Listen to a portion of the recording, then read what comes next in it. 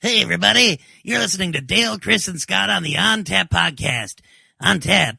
It better be Cristal. That's the only thing I drink. Oh, that and prune juice. Hey everybody, Dale here from On Tap. Just a quick note about today's episode, show number 75. There were a couple minor syncing issues I had where there was a faint echo could be heard sporadically for a few parts during the show. Nothing too terrible. I spent a lot of time editing this, and I got as best as I could, but just so you know, there are a few little echoes, so don't let those get in the way of your listening experience. So with that said, please enjoy the episode.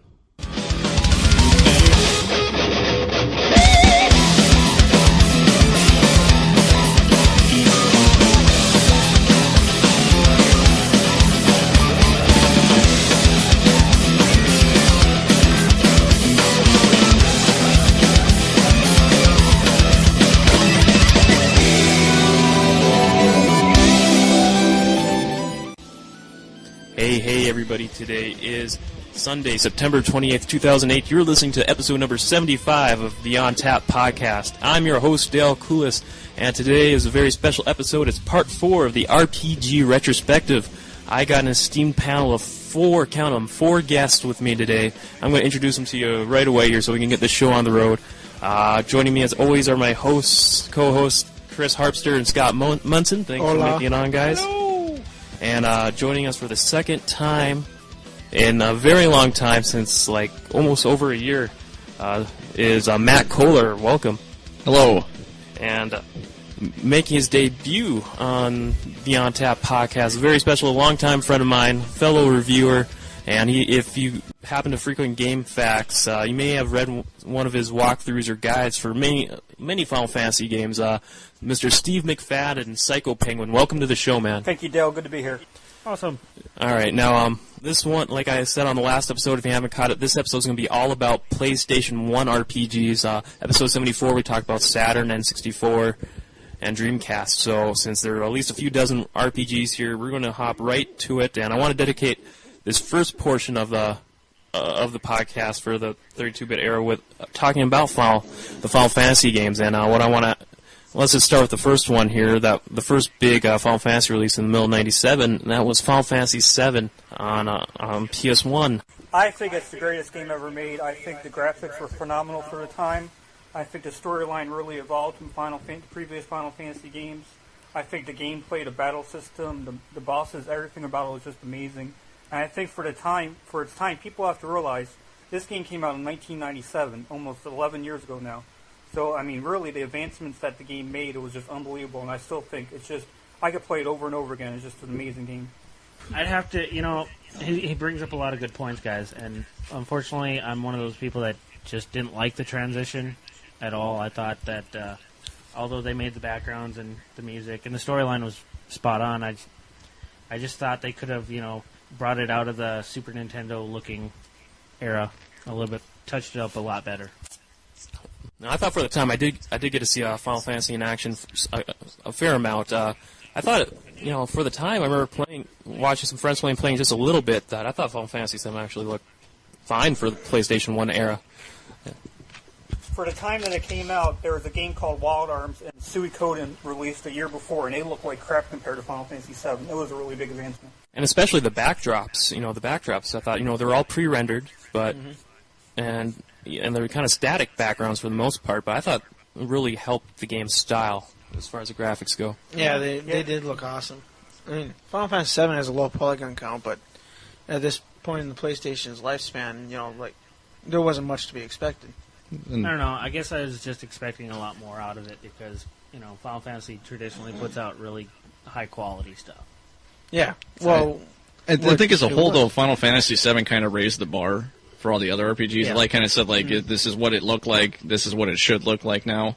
And I mean, it might not have innovated everything like you had said, but maybe it did a lot and pushed everybody else to do better. And maybe that's the best thing that came out of the whole thing, because from then on, games did look different, and everything changed because of that. Okay, I love the game. I'm just an innovator. Come on. I think the problem that a lot of people have with the game is that it sort of made people think that it had to be about graphics, it had to be about videos, and no longer had to be about gameplay and storyline.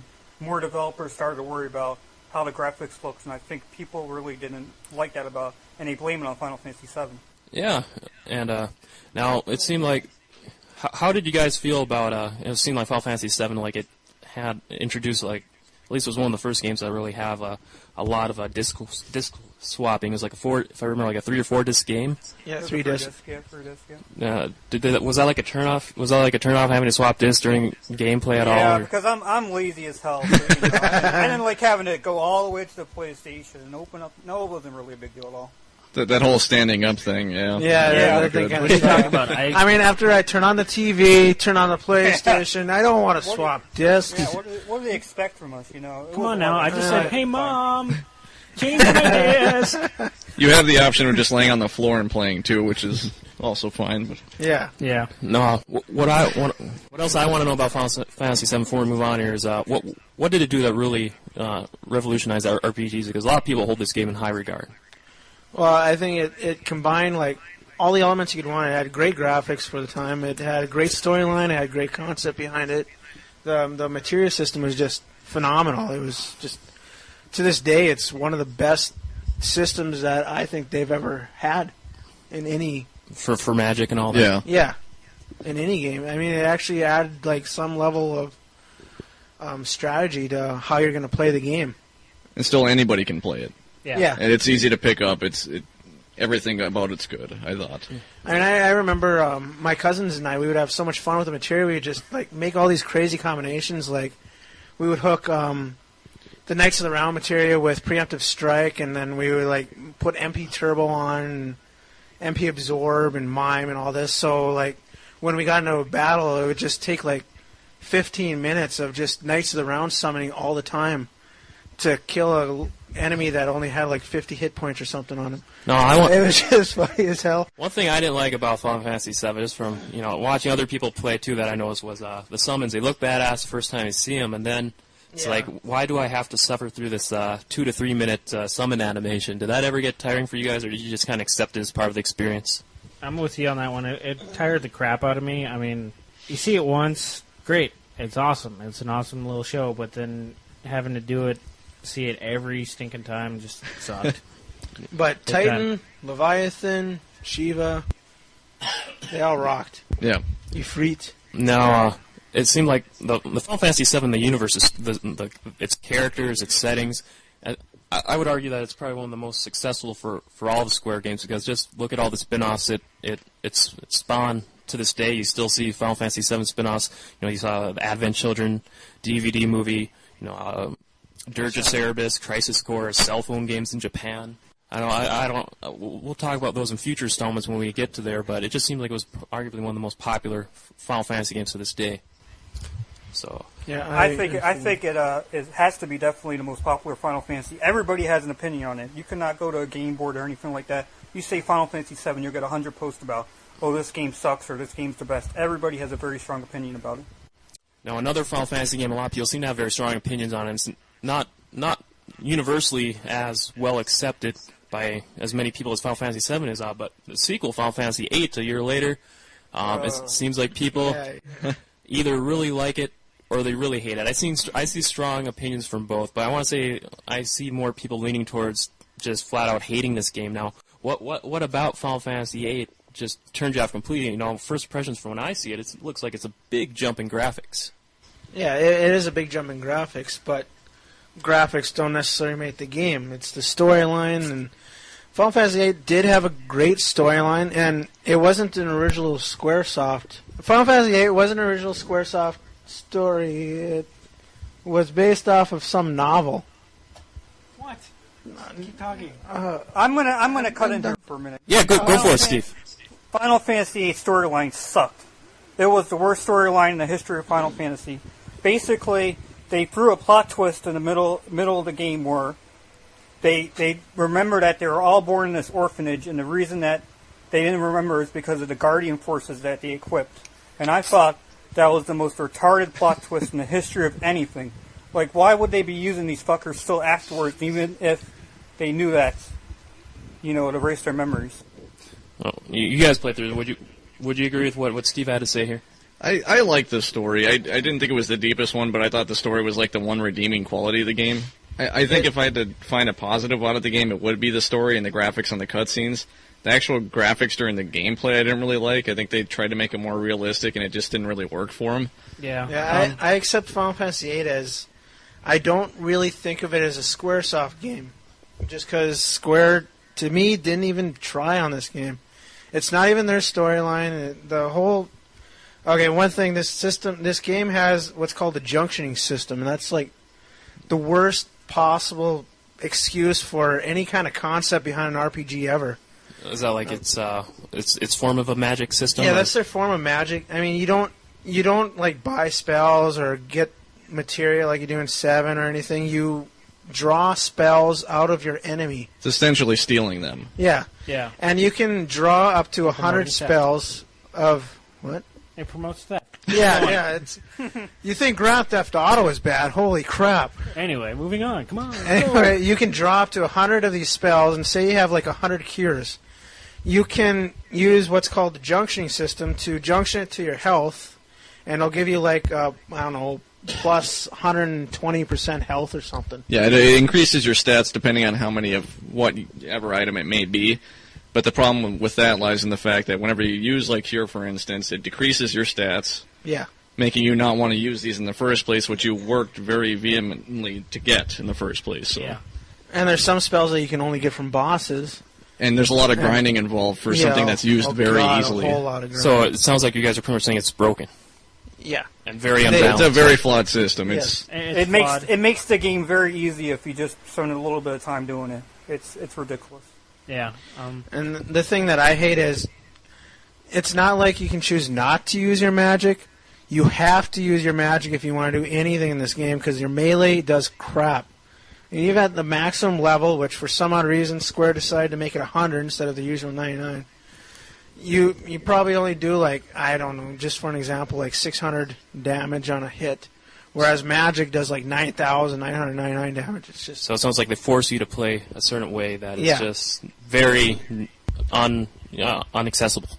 Another thing I didn't like about the gameplay is that the enemies leveled up with you. So basically, I hated that. If you leveled up, basically, it actually screwed you in the long run. So the game's basically telling you, we want you to get into battles and draw magic from these enemies for like 20 minutes at a time, but then you can't beat them, because if you beat them, you're going to level up, and then they're going to be harder the next time you fight them. Yep. It didn't make any sense at all to me. Yeah, I see what you're saying. So, and another thing, speaking of Magic, which is kind of related to Magic, you were talking about the summons in Final Fantasy VII. Yeah. This had the most annoying summons. Like, there was boy. What is that, Doom Train or something it's called? It takes like 10 minutes just to watch that summon. And I made a sandwich every time that damn summon came on. and you, I don't think you can skip them. I think they introduced that in 9. But in 8, you can't skip the summons. There is a thing that you could do, basically, is where you could boost them, and you keep pushing square over and over again. Yeah. And it'll make them stronger. But once in a while, it'll randomly cut you off and say stop. So you have to pay attention when you're pushing square over and over again, because if you keep pushing and it tells you to stop and you don't stop, you go right back down to 75 or whatever. Yeah. And I just thought that was bullshit even more. All right. Well, it seems like we hated on this on 8 long enough, and I think I'm ready to move on to Fantasy 9 unless there's anything you guys want to get in before. Yeah, one more thing I didn't like about Final Fantasy VIII is that the woman did not die in this game. She actually lived until the end. Renoa or whatever you mean? Renoa, yeah. You know, I expected... Well, she did die in that one scene because I failed to catch her when she's floating in space. She just flies her on a stage. But you have to relive that scene until you actually catch her, so I was disappointed. I love Final Fantasy games, but I think this is the only Final Fantasy game I have yet to beat, because I love the storyline. It was a decent play. There was faults to it, but unfortunately, I got so bored with it because after the plot twist, it went basically nowhere. Yeah, I had to force myself to beat this game. So I have officially not beat this game yet. It took me 4 years to beat this game. I stopped for a long time. Holy crap! 4 years, literally? Yeah. Well, basically what happened was that I played for a while when it first came out. Then I got to that damn plot twist, which I talked about. I just thought, what am I playing this game for? So I stopped for like 3 years. Then I came back to it, and I played for a little while, and I realized why I hated the game. So then I stopped playing again, and I came back and I finished it again. So basically, over a span of 4 years, it took me to beat this game. Wow. Wait, there is one more annoying thing. Remember, sometimes you'll be playing as Squall, I think his name is. Yep. And you'll go back to Laguna or whatever. Oh boy! Why'd you have to bring that shit up? Oh my God! What the hell? So what was bad about Laguna? He was gay. Well, maybe. I don't know. He looked gay. Wasn't he actually like Squall's, one of Squall's relatives, like He grandfather? was Squall's dad. He was Squall's dad, basically. Yeah. But the thing I liked about Laguna, he did have a good battle theme in the game. They changed the battle theme, and it was a lot better than the regular battle theme. Yeah, but why did they switch all the time? See, Memories? No. They wanted you to relive Laguna's history or something like that. But they don't actually tell you in the game that he's actually his dad. You have to like put the clues together and figure it out on your own. So I didn't understand it here. now you bring up battle themes and stuff. I want to mention when Final Fantasy games jumped to the CD format, the music that even the 16 and 8-bit renditions that were already awesome had their own special charm. The soundtrack just jumped in quality by just exponentially way better than anything I thought imaginable. Well, one thing, I'll give 8, it did have a good soundtrack. Yes, I think it had one of the best soundtracks in the series, actually. Thanks for offering. Okay, well, I think we're ready to get on here to Final Fantasy IX. I was just actually trying to play this one the other day on backwards compatibility with PS3. Had some problems, forgot to create an internal memory card save, and when I got my first save point, had started again. So over the course of like 3 hours, I only made like 20 minutes progress. But so I don't have much to say about Final Fantasy IX, but it seems at the time that a lot of people were saying it was like a return to form to like as far as like story and setting, as far as Final Fantasy games go. Back to kind of like medieval fantasy times. Back to using actual crystals or... And the Mughals. Yeah, Mughals. Well, was there Mughals? Mughals have always been. Yeah, they've been sticking around, yeah. They've been around. But they were more prominent in Final Fantasy IX as opposed to 8, where basically they just acted... You saw them once in a while, but they weren't really a big deal. Yeah. I loved Final Fantasy IX. I think it's probably one of my favorite games out of the Final Fantasy series, period. I don't know. I think they just did it right. The only thing I think probably drug the whole game down was the opening scene. I mean, it took forever, and like Dale experienced the other day. Well done. It will put you to sleep. This actually was my first RPG I played. I played this before I played 7. I actually like this. It's probably my favorite Final Fantasy game. I like the fact that they went back to the roots. Like, looking back at it now, like, I like the fantasy element, and I do kind of agree with some of the cutscenes, but I do think things as far as, like, story goes, I like the story better than 7, and I think the edge I give it is just the graphics are better over 7 now. Like, looking back at them now, like, it's like took 7, they just, obviously different story, but it's just like they improved on everything 7 improved on, to me. Yeah, they basically took the formula, and tweaked what they needed to tweak, and put out a really awesome game. And I like the graphics in this. 8 was realistic. They tried to go for realism, which... Didn't work. No, they didn't. The graphics were good, it's just... I think it was more the people.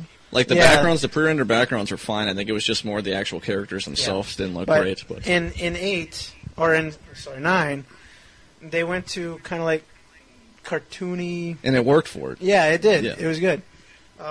Like, if you go to the forums and talk about Final Fantasy 9, you'll probably hear about Vivi being, like, the main character that everybody remembers. And I mean, 9's mixed from what I've read about. There's like people that absolutely love it and people hate it. It's with every game, but something we didn't mention with 8, it's in 9 as well as the card game. Yeah. Oh yeah, Tetra but Master. the card game in 9, it was like a different version, or was it the rules. Triple Triad in 8? Was it called, or? Yeah, I can't remember. I can't remember. I didn't play it. One was Tetra Master, one was Triple Triad. Yeah, it was Triple Triad in 8, and then 9 was Tetra Master. And Tetra Master, I actually played, and I got all 100 cards, and I actually really enjoyed that. That was actually fun. Yep. 8 wasn't. No, I did not even bother with 8s. No. You guys really think so? I always hear that people always say that Final Fantasy VIII, the best point was that the card game was really good in Final Fantasy VIII. Well, I didn't really play it either, so I don't know. I don't really know. It was probably that I despised 8, so maybe that might have had something to do with it. I didn't want to waste any more time on the game, I think. Exactly. I just wanted to rush through the game as quickly as possible. So. I think 9 was okay. I mean, I liked it. I think I liked it a lot more because it was a lot better than 8. And I was appreciative of the fact that, okay, Square's not entirely losing it. they're not going downhill, so that's good. Well, maybe they saw they made a mistake with 8 and they Yeah. tried to redo it to the Yeah. fans. Well, with 8, That's pretty much it. with Final Fantasy 7, Final Fantasy 8, they poured them to BC. After Final Fantasy 8, they stopped it. Yeah, and really tell you the truth, what I liked about 9 is you didn't have to stick to straight going to the storyline, and they threw in like little side games like the Chocobo stuff, where you had to dig and find stuff, and there were rewards for doing that. It was fun. Made it the game fun. was fun. I mean, you can And go to, it was just- Chocobo Island or something? Or? Yeah. Yeah, and you could find all kinds of... And then Mog Network Mail. Yeah. Yeah, You know, That's a side that like they runs made the entire game. They made pretty much everything that you did fun, and that's basically what Final Fantasy is all about, is trying to make everything fun. If you missed an item in the field or something, Yeah. you're not screwed because there's always the auction house you can go to and buy Yep. it. Yep. I'm going to chime in with my thoughts on the game now, if you don't mind. Sorry. It's okay. The two things that you guys haven't mentioned yet that I really liked about this game is, one, that the main character was not a big hero with a sword. He was a little tiny thief with a tail. And another thing that I really liked about this game is that it did not force you to use the same weapons pretty much all game. It actually, you learned abilities and magic spells from the weapons that you equipped and the armor that you equipped. So basically it forced you to use different combinations that you normally would not think about using. I think that was a really awesome idea that they should go back to more. They used it in Final Fantasy Tactics Advance a little bit, but it wasn't the same. I think Final Fantasy IX really nailed it on the gameplay area in those two regards. Yeah. Well I put. Completely agree with that. I do too. I got one more thing I want to say too. And you guys kind of touched on the graphics, and I gotta say too, just from playing this the other day, literally, I don't know if the PS3 and only had the option to like improve, like smooth out the graphics just a little bit, kind of touch them up a little bit, doing backwards compatibility. But I gotta say, the Final Fantasy IX, it really got the most out of the PlayStation. I know it came out after the PS2 was released. Towards the last few years, the system really had some life going. But I gotta say, yeah, this was definitely one of the most graphically pleasing games on the PS1. Yeah. Yeah. I just like how colorful it was and how it didn't try to be realistic, like you guys mentioned. It was more of a traditional Final Fantasy in 3D, and I think a lot of people really appreciated seeing that for the first time. But the one thing that I couldn't get in Final Fantasy 9, what was that pink thing that's in your party? Quina? Yeah, it's something like Yeah. that. I was thinking Yeah, Quastis, but that's Final Fantasy 8 again. Yeah, But it was Quina. It was Quina. Yeah, it was. With the cook. With the Okay, the cook. Quina must be female, because remember at the Yes. end, Vivi and Yeah, Quina got yeah. married or had kids or something? Well, I think- maybe Square was trying to make a statement. You never know. But Vivi's like not real. He's like a clone, or well, not a clone. He's just artificial. You don't know that. He's artificial. Yeah, I think the main character was a clone actually, Yeah. and Vivi was just an artificial being. And the storyline really tried to focus on even if you're not real, quote unquote, you're still have feelings and you still should be treated like normal. I And loved going to Vivi's village. I like Steiner personally. Steiner. Steiner was Yeah. awesome. Oh, speaking Yeah, of it was- Speaking Yeah, of this one's Steiner, you can get. This is one thing I never got. If you beat the game in 12 hours, you get the Excalibur or something, which is Steiner's, Excalibur 2. Yeah, Excalibur 2. Yeah. which is Steiner's ultimate weapon, and then you can use it in the last boss battle fight. And what's the point? If I get an ultimate weapon, I want to use it for more than just one fight. I think you get it towards the end. You could go back and do side quests and stuff and beat the ultimate boss or whatever, like Ozma, whatever his name was. But yeah, Yeah. I didn't like that side quest at all. I think it really forced you to rush through the game and you miss a lot of stuff. And Yeah. I didn't understand the point of that side quest personally. If I play an RPG, I want to have fun while doing it. Yeah. I like taking as much time as I can with it too, because that's one of the things I like about RPGs is how long they last and to play it through. Take your time on it. Yeah, You know, I like overkill. I like you level up so much you can kill a guy in a single hit. I like doing That's that. what I do. That's what I do too, and that's Yeah, another reason I didn't like Final Fantasy VIII. But that's another story. spend like a long time playing the game, and then basically be able to go, "Aha! Look at me! Whap! You just died! Muhaha!" Okay. It's like, hey, remember me back in level 1? Yeah, I thought so, asshole. basically, we don't like challenging games. We just like to make them easy as possible. Yep, yeah, we're Right. Americans over here. Now, speaking of a challenge, I think that's the great way to really introduce Final Fantasy Tactics, one of the first spin-offs. tactics. That's part of the title. It really speaks for itself. I remember when I only had some brief hands-on experience with this game. My friend, I was at a friend's, was like, hey, try out this battle. I'm like, oh, cool, Final Fantasy battle. It was not your standard 2 to 3 minute battle. I'm like, wow, this took me like 45 minutes, and I lost. And it really emphasized strategy and tactics, just like you said.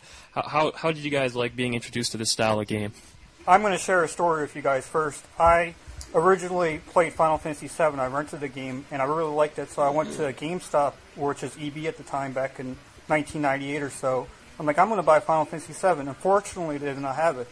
So I'm like, okay, what else could I buy? And I looked around, and I saw another game called Final Fantasy Tactics. I'm like, well, this looks interesting. It's a Final Fantasy game.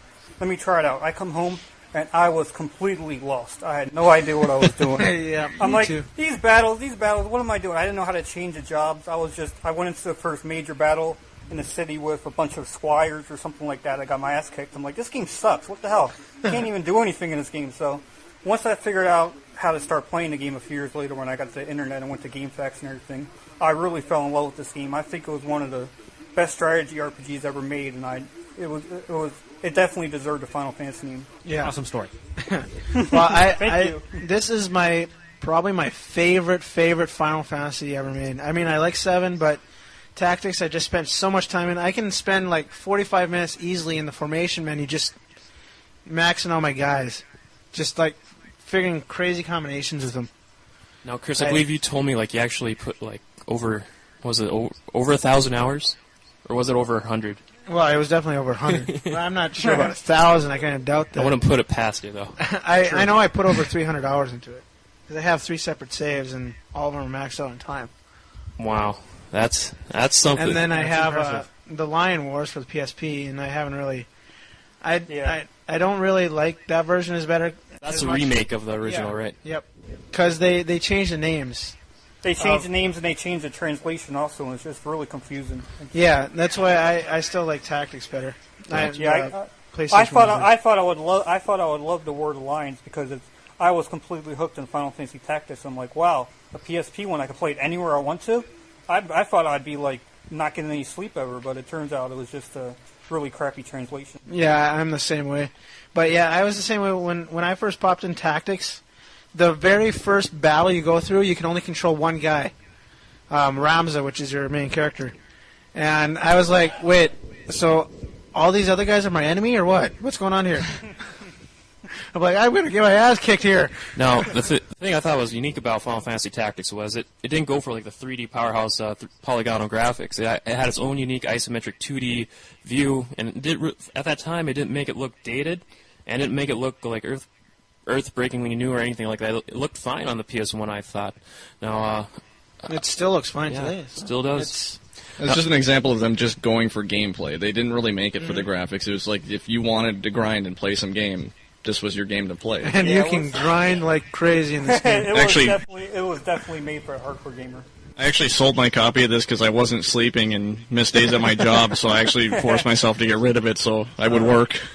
I had the same But now you problem. can get the PSP version and bring it to work with you. A little bit of a long break there. Now it seems like a lot. Final Fantasy Tactics. I always heard a lot of talk about how being renowned for its very different daring gameplay that it introduced. But how I didn't really hear a lot of talk about how its story held up. Was it comparable with kind of as far as scope and depth as other Final Fantasy stories? I have no idea what happened in the storyline. I played it like 3 or 4. I'm sorry to cut you off, but I played it like 3 or 4 times before. And I just really played it for the gameplay. I just really didn't focus on the storyline all that much, to be honest. I'm the same way as you. The story was just way too confusing for me, but it was damn fun to play, so I didn't care about the story. I think one cool thing that we haven't talked about is how they gave you bonus characters. Like you could get Cloud. Oh, yeah. You could find Cloud if you do a secret dungeon. I thought that was really neat. A really neat bonus that they threw in for you. Now, Matt and Scott, I know you guys didn't get a chance to hop in too much about Final Fantasy Tactics. I want to throw this to you, for you guys. Anything that we haven't touched on that you guys want to get in about Final Fantasy Tactics? No, I believe you guys covered pretty much everything that was awesome about that game. Well, how about your personal thoughts? Did you put a lot of time into Tactics at all? I probably put about 40 hours into the game because I didn't own it. I didn't pick it up, but I borrowed it from a friend and played it a little bit. Liked it, but didn't really I was too enveloped in other games that I was playing at the time to actually go out and pick it up. I actually averaged I was playing it for almost like 8 hours a day for like a month solid, and I obviously sold it after that, but it was a little too much at the time, but I really enjoyed it. I thought it was a great game. Okay, now... Well, one of the things I really loved about this game is you gain experience and job points, which allows you to earn more skills, but you gain experience and job points by attacking anything. One thing I love to do in this game is I would make it so there's only one enemy left. I would take all my guys and circle them. I would hit them with 2 of my guys, cure them with 2 of my guys, hit them with 2 of my guys, cure them with, and do that for hours and hours and hours and level up phenomenally fast that way. I would master job in one single battle. Wow. And you can also attack your own guys. You can turn people into chickens and all this crap, frogs and stuff. Guys, getting any problems? Just turn them into a frog. There's one more cool thing about this game is how many different job classes they introduced. There was a calculator and a time age and stuff like that. I thought the variety of job classes, and you had to unlock them by actually using the different job classes and level them up to a certain level. So basically, if you wanted to get all the job classes, you had to use all the job classes, and I thought that was pretty cool. Yep, and then I think PSP version introduced 2 new job classes, the Onion Knight and the Dark Knight. Yeah, the Dark Knight is pretty cool. Okay, which I haven't bothered playing too much of that game, so. Square re-released this on the PSP, and speaking of re-releases, this is when Square really started to go into the re-releasing that they are known for today. They released a few collections in America and Japan. They did their collections a little bit differently. Let's focus on the American ones. They released a few collections, and let's kind of just touch on these as a whole. We have Final Fantasy Anthology, which is Final Fantasy 5 and 6, Super Famicom versions of those, kind of remade, touched up graphics, better translation, supposedly, and introduced some cutscenes and stuff. And they did the same thing again with Final Fantasy Chronicles, which was Final Fantasy 4 and Chrono Trigger. And then they did Final Fantasy Origins, which was the original Famicom, but remakes of the original Final Fantasy 1 and 2. Did you guys pick up all these? No. I'll start with this. I got all 3 as they came out, and Anthology I thought was a terrible, terrible port. The slowdown in these battles and the loading times are just horrible. I could not even play Final Fantasy 6. It was just, if you go from the Super Nintendo one to the PlayStation one, it was just completely horrible. I mean, you could not even, half the time you try to control a different command and you push down, it would take 2 seconds for it to go down, the little cursor to go down on the screen. So you'd wait, and you get completely lost sometimes during battle. So I could not stand Anthology. Chronicles was pretty good. Final Fantasy 4 I thought was a pretty good port. The loading times are really fast for a PlayStation game. The problem was Chrono Trigger. There was a lot of slowdown before the battles. In that game, there was no random battles. You just walk into a battle, you see the enemy, you walk up to it, you start the battle. But in the PlayStation one, the battle would freeze before you actually started the battle. So you'd be sitting there waiting for the battle to load every time, and it got really annoying quickly. Origins was just a great remake. I mean, they did the graphics up, and you finally got to play Final Fantasy 2, unfortunately. And I thought they did a really good job in that remake, because that was the only actual remake. They redid the graphics and the music and everything, and they made the games look a lot better. Man, I think you picked up all these collections too, right? Yeah, I did actually. I played them all on the DS, to be honest with you, but I did take a chance to look at the cutscenes. I like the cutscenes. I didn't obviously play too much of them, but I did check them out a little bit, and I like what I saw. So, did you think they seemed like pretty good remakes for the time? I know for America, this was the first time Final Fantasy 2 and 5 got released in America. Yeah, I wasn't a huge fan of 2 in all honesty, but I liked them. Like I said, I mostly done just to see the cutscenes and see the changes they made, and I played them later on the Game Boy Advance. So that's true. Chris, you had them too, right? Yep, I have all 3 of these. I can't really remember too much because it's been a long time, but I did pop in Chrono Trigger earlier today, and I agree with what Steve said. Before battles, there's a second or 2 slowdown. After battles, there's a second or 2 slowdown. When you enter the menu, there's a second or 2 slowdown. Just not a great port, and I didn't play them on the Super NES or Nintendo, so I'm wondering maybe how we compare Final Fantasy Tactics on the PlayStation to Final Fantasy Tactics on the PSP. Maybe that's how they compare Final Fantasy on the Nintendo to Final Fantasy on the PlayStation. That's pretty much exactly it. I mean, if you were just playing Chrono Trigger and Final Fantasy VI for the first time in a PlayStation, you won't really notice it as bad as if you actually played the Super Nintendo ones before. But if you played the Super Nintendo ones, you would just be completely, disgusted by what they did in the PlayStation. There's no better word to put it than that. Just unfaithful ports, for the most part. Very, very unfaithful. Did you It's get good. It's good. I'm sorry. It's good that people actually got a chance to finally play the games at least, though. All right, no, I think that covers that collection's pretty good for the most part in general. I remember I wanted to try Chrono Trigger, but it sounds like the upcoming DS remake is going to be the one to be where it's at here, so I may hold out for them, but I hear it had some really good anime cutscenes in there from Japan. Okay, now what I want to move on to now, that pretty much covers all the Final Fantasy games, well, at least RPGs. I know they have the Ehrgeist, which is the fighting game. Chocobo's Dungeon. Oh, yeah. Well, that was Chocobo Racing. Yeah, Matt, why don't you touch on it? I know you're big on the Chocobo Dungeon game. I haven't actually played it yet. I own it, but I haven't played it yet. Oh, so I can't give you too much on that one You're yet. like me. I've played it before. It's basically a dungeon crawler where every time you go into a dungeon, it randomly generates, and you control the Chocobo. And it's a pretty interesting. I never really got that far in it, but if people like that kind of game, I think they get a kick out of it. All right, cool. Yeah, I know that they got a bunch of sequels. At least on PS2, I think, or portables. Did Matt? For the Chocobo's Dungeon? Yeah. Well, they did the one for the Wii recently. Yeah. There's Chocobo Racing. I don't think Chocobo Dungeon 1 ever came stateside. No, the PlayStation 1 was part 2, I believe. Yep. And then other than that, there's one for the DS, but that wasn't really a sequel, if anything. But Well, speaking of Chocobo Racing, Golden Saucer, Final Fantasy VII. yes. That's Yes. you can literally spend days in that place. And that was awesome. Yes. The submarine battles, the Chocobo Racing, the fighting, that fighting arena was just awesome. Yeah, where you oh, get yeah. Omnislash and all that stuff. Yeah. The Chocobo Racing in Final Fantasy VII was different than the Chocobo Racing that they released as a separate game.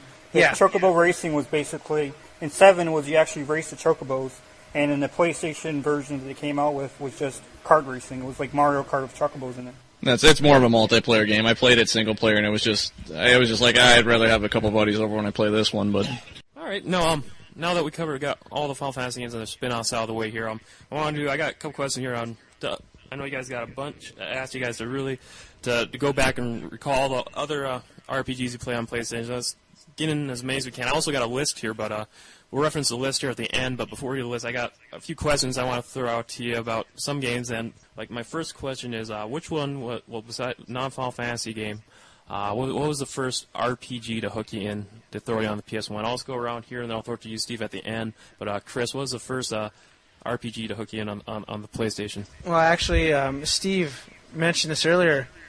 Wild Arms. Oh, yeah? I remember I got hooked from that first opening scene. That's still the best intro ever for an RPG as far as I'm concerned. That musical intro for Wild Arms. Yep. And did it just set the stage, or did it turn out to be a pretty good RPG all around? It turned out to be a pretty good RPG. I love the battles because it's a 2D, top-down sprite. And then when you get into battles, it's polygons. And I thought they looked amazing for the time. But anyone else here play Wild Arms much at all? I have it, but I haven't played it. I've played a remake, and I will say that the PlayStation 1's a lot better than the remake that they made for PlayStation 2. Yeah, the remake is a piece of crap. Basically, that's what I have it too. Nice. Okay, Scott, your turn. Non-Final Fantasy RPG. I would have to say Legend of Dragoon. I'm sorry. No, I hear tension. I hear opposite views. Scott, I have to agree with Scott on that. I like that game as well. So Yeah, we're going to have a fun discussion later then. Bring it on! Well, let's talk about it now, Scott. What made you go gaga for Legend of Dragoon here?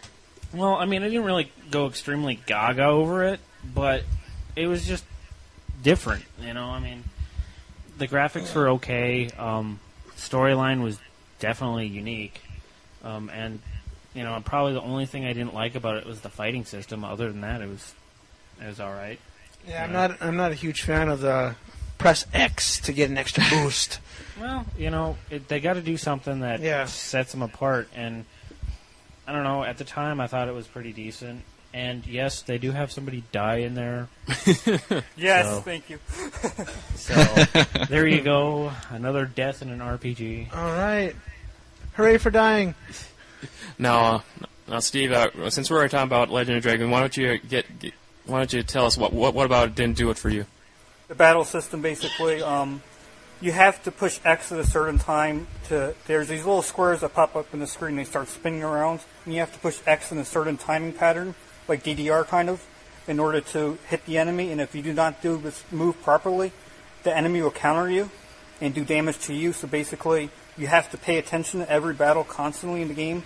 And I'm the kind of person that likes to, multitask and maybe go on a computer when I'm doing a battle and stuff like that. So I have to actually focus on the battles, and it just didn't do it for me. In the storyline, I liked Final Fantasy VII the first time I played it, but when they called it Legend of Dragoon, I just did not like it at all. Guys, you have to admit it was a Final Fantasy VII ripoff. The storyline was, the Black Dragoon and all that stuff. I mean, there was a lot of stuff in there that referenced Final Fantasy VII, and the game tried to be the graphic-wise and stuff like that. And the world map, there was no world map at all. You just moved from place to place, which I didn't really appreciate that much. I did not think that was a very good idea. And just, there was a lot of things I didn't like about the game. I could go on all night about it, so I'll just stop. Oh, yeah.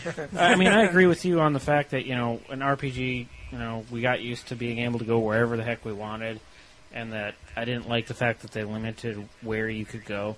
But, as for something different other than Final Fantasy, I thought it was a pretty decent game. Not perfect, but obviously decent. I'll say that I could see why people liked it, and I mean, if people actually paying attention to the battles and focusing on the battles and stuff, it's a good game. And I did like the soundtrack in the game. I thought the soundtrack was very good, and it was a long game. It was 4 discs long. It took me about 50 hours. It's very unusual for me. I usually complete RPGs pretty quickly, so it was a long game. So I will give it that credit for that. All right, cool, Matt. Question. I'm going to throw it in your court now, dude.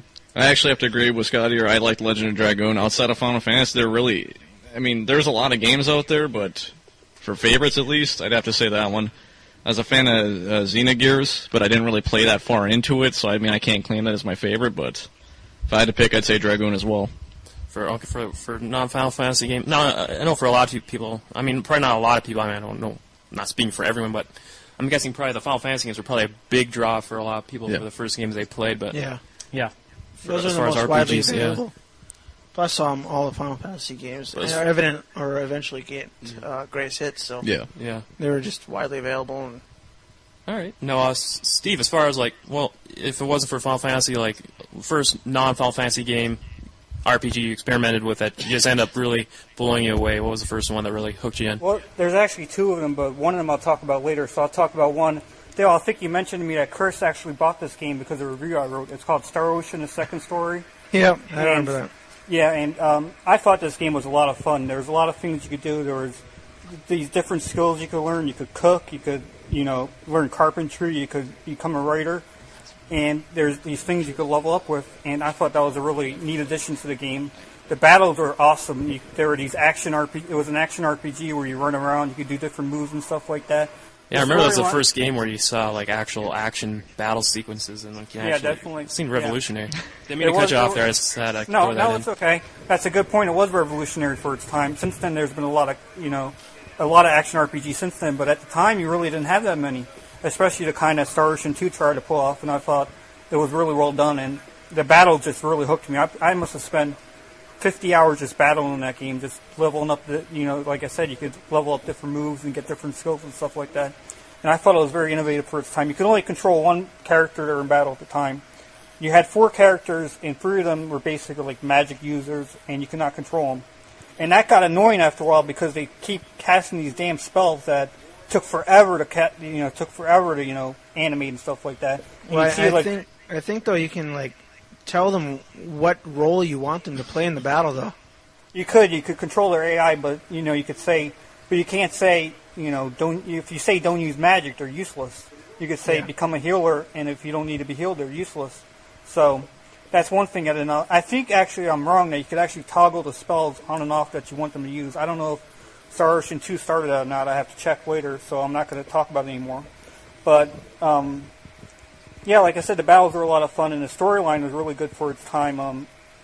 You think it's about space, but the thing about Star Ocean games is that they're not really about space at all. Like, you start off in space, and you go to an undeveloped planet, and you spend like 50 hours on an undeveloped planet, and you never go to space at all again. So it was it tried to be a traditional RPG, and at the same time it tried to innovate a little bit. And for its time, I think it was a really excellent RPG, and that was probably the first it was actually really the first non-Final Fantasy game that actually really hooked me, and it really got me into different kinds of RPGs. All right, now, Matt and Chris, you guys said you both played this. Well, you got anything that you want to touch on that Steve talked about? I had very limited play on this game, so I have it. Another one of those games I own, but have yet to play. So, gotcha. This game was immense. There's just so much stuff you can do in this game. As far as like relationships between the characters, or like you mentioned, where you can pick up occupations and stuff, you can mix components to create other components, and it's just every time you go into a town, the reactions of your main characters will be different depending on who's in your party when you go into the main town. So you can end up going into the main town like several different times to view all the different reactions of the characters. Well, that's cool. Kind of sounds like how it is with like Fable nowadays. Like, depending on like every action, there's a consequence. You know, if you do something differently, people may treat you differently when you see them next time. Well, I would, as far as how in depth this game is, what stuff you can do, I would compare it to Disgaea. Wow. All right. Okay. There's tons you can do in this I game. think this game has like 80 different endings or something like that, and Yeah. the private actions that you're talking about influence the ending that you get. So you could really, like, seriously replay this game over and over again and get a different ending every time. All right. Now let's move on here. Another question. I'll throw it around to you guys as we go here. This may sound like a generic question, but I always like to hear the responses from this. But what kind of like your most underrated and overrated RPGs for the time? Let's just do underrated first, and I'll go around. What game do you thought deserved more attention that it should have got overlooked by too many people, that kind of you should have felt should have sold better, been received better? Chris, I'll throw it with you, and we'll go around again. You need a minute here? I think I know my game. It's actually called Vandal Hearts. It's a tactical game, just like Final Fantasy Tactics. Never really heard too much about this game, but the game is awesome. So just pretty much another strategy RPG. Yeah. Do you think almost? I know you said Final Fantasy Tactics was better, but do you think it almost superseded it? Or No, Tactics. I mean, Vandal Hearts was good, but it was limited in what you can do with your party. I mean, you can level up your guys, of course, but you can like change your guys' class, but after you change like from a squire to a knight or something, you can't change from a knight back to a squire. It's kind of like you're locked in the progression that your guys can do after you choose one class. no, did anyone else here play Vandal Hearts at all? You can echo Nope. Chris's sentiments. No. Okay. I heard there was a sequel. Chris, have you played a sequel? Or Yep, something? I actually have it too. Sequel. I heard it wasn't as good. It's not as good because one of the things that really killed it for me is in Vandal Hearts you can plan out your moves. Like, I want to move around to this guy's back and stab him. Wow. That is actually how you play a strategy game. That is the best strategy to use. Or I want to get on one level higher and shoot this guy with a bow and arrow or something. But in Vandal Hearts 2, you can say, okay, I want to move to the back of this guy and just like hit him or whatever. But the opponent moves at the same exact time you do, which you can't really plan out too much in advance. You have to guess what the computer is going to do. So That's horrible. sounds like the sequel was a big letdown. It was. All right, Scott, I'm going to throw it in your court, man. What game you thought could have used some more love that didn't seem to get? Okay, it sounds stupid, but I'm going to say Legend of Dragoon. Let's talk about this game some more. Well, I didn't plan on, talking about it. I just, No, but it seems like the appropriate I didn't really hear answer. too much about it, So, I mean, and I hear a lot of people, saying that it was a horrible game, and for the reasons that we mentioned earlier. and I've heard some people say it was all right. So I just thought it was really didn't get as much credit or as much love as it should have received. There you go. I'm actually going to pass on this one just because of the fact that I didn't really get into RPGs until the PS2 era, so All right. I can't really have too much of an opinion on something I wasn't a part of. So, All right, but was there any game that you just thought like, just kind of you thought it was all right, but just it didn't seem to have the big marketing power, or well, I did play Suikoden. I did like that. Mm-hmm. I don't know how well it did at the time when it came out, but I happen to like it myself. And It did pretty well, yeah. Yeah, Suikoden, the whole series is like a cult series. okay. It's always very well received, and if you go to any message boards and about Suikoden, it's like 90% of all the feedback is positive on that game. As long as you don't talk about Part 4. Yeah. It's just a totally phenomenal series. I actually have Suikoden 2, but I borrowed it out to my cousin like 20 years ago, and I haven't. Well, in the game. I heard that's the best. Little out of the series. exaggeration, but Is that the best out of the series from what I've heard, or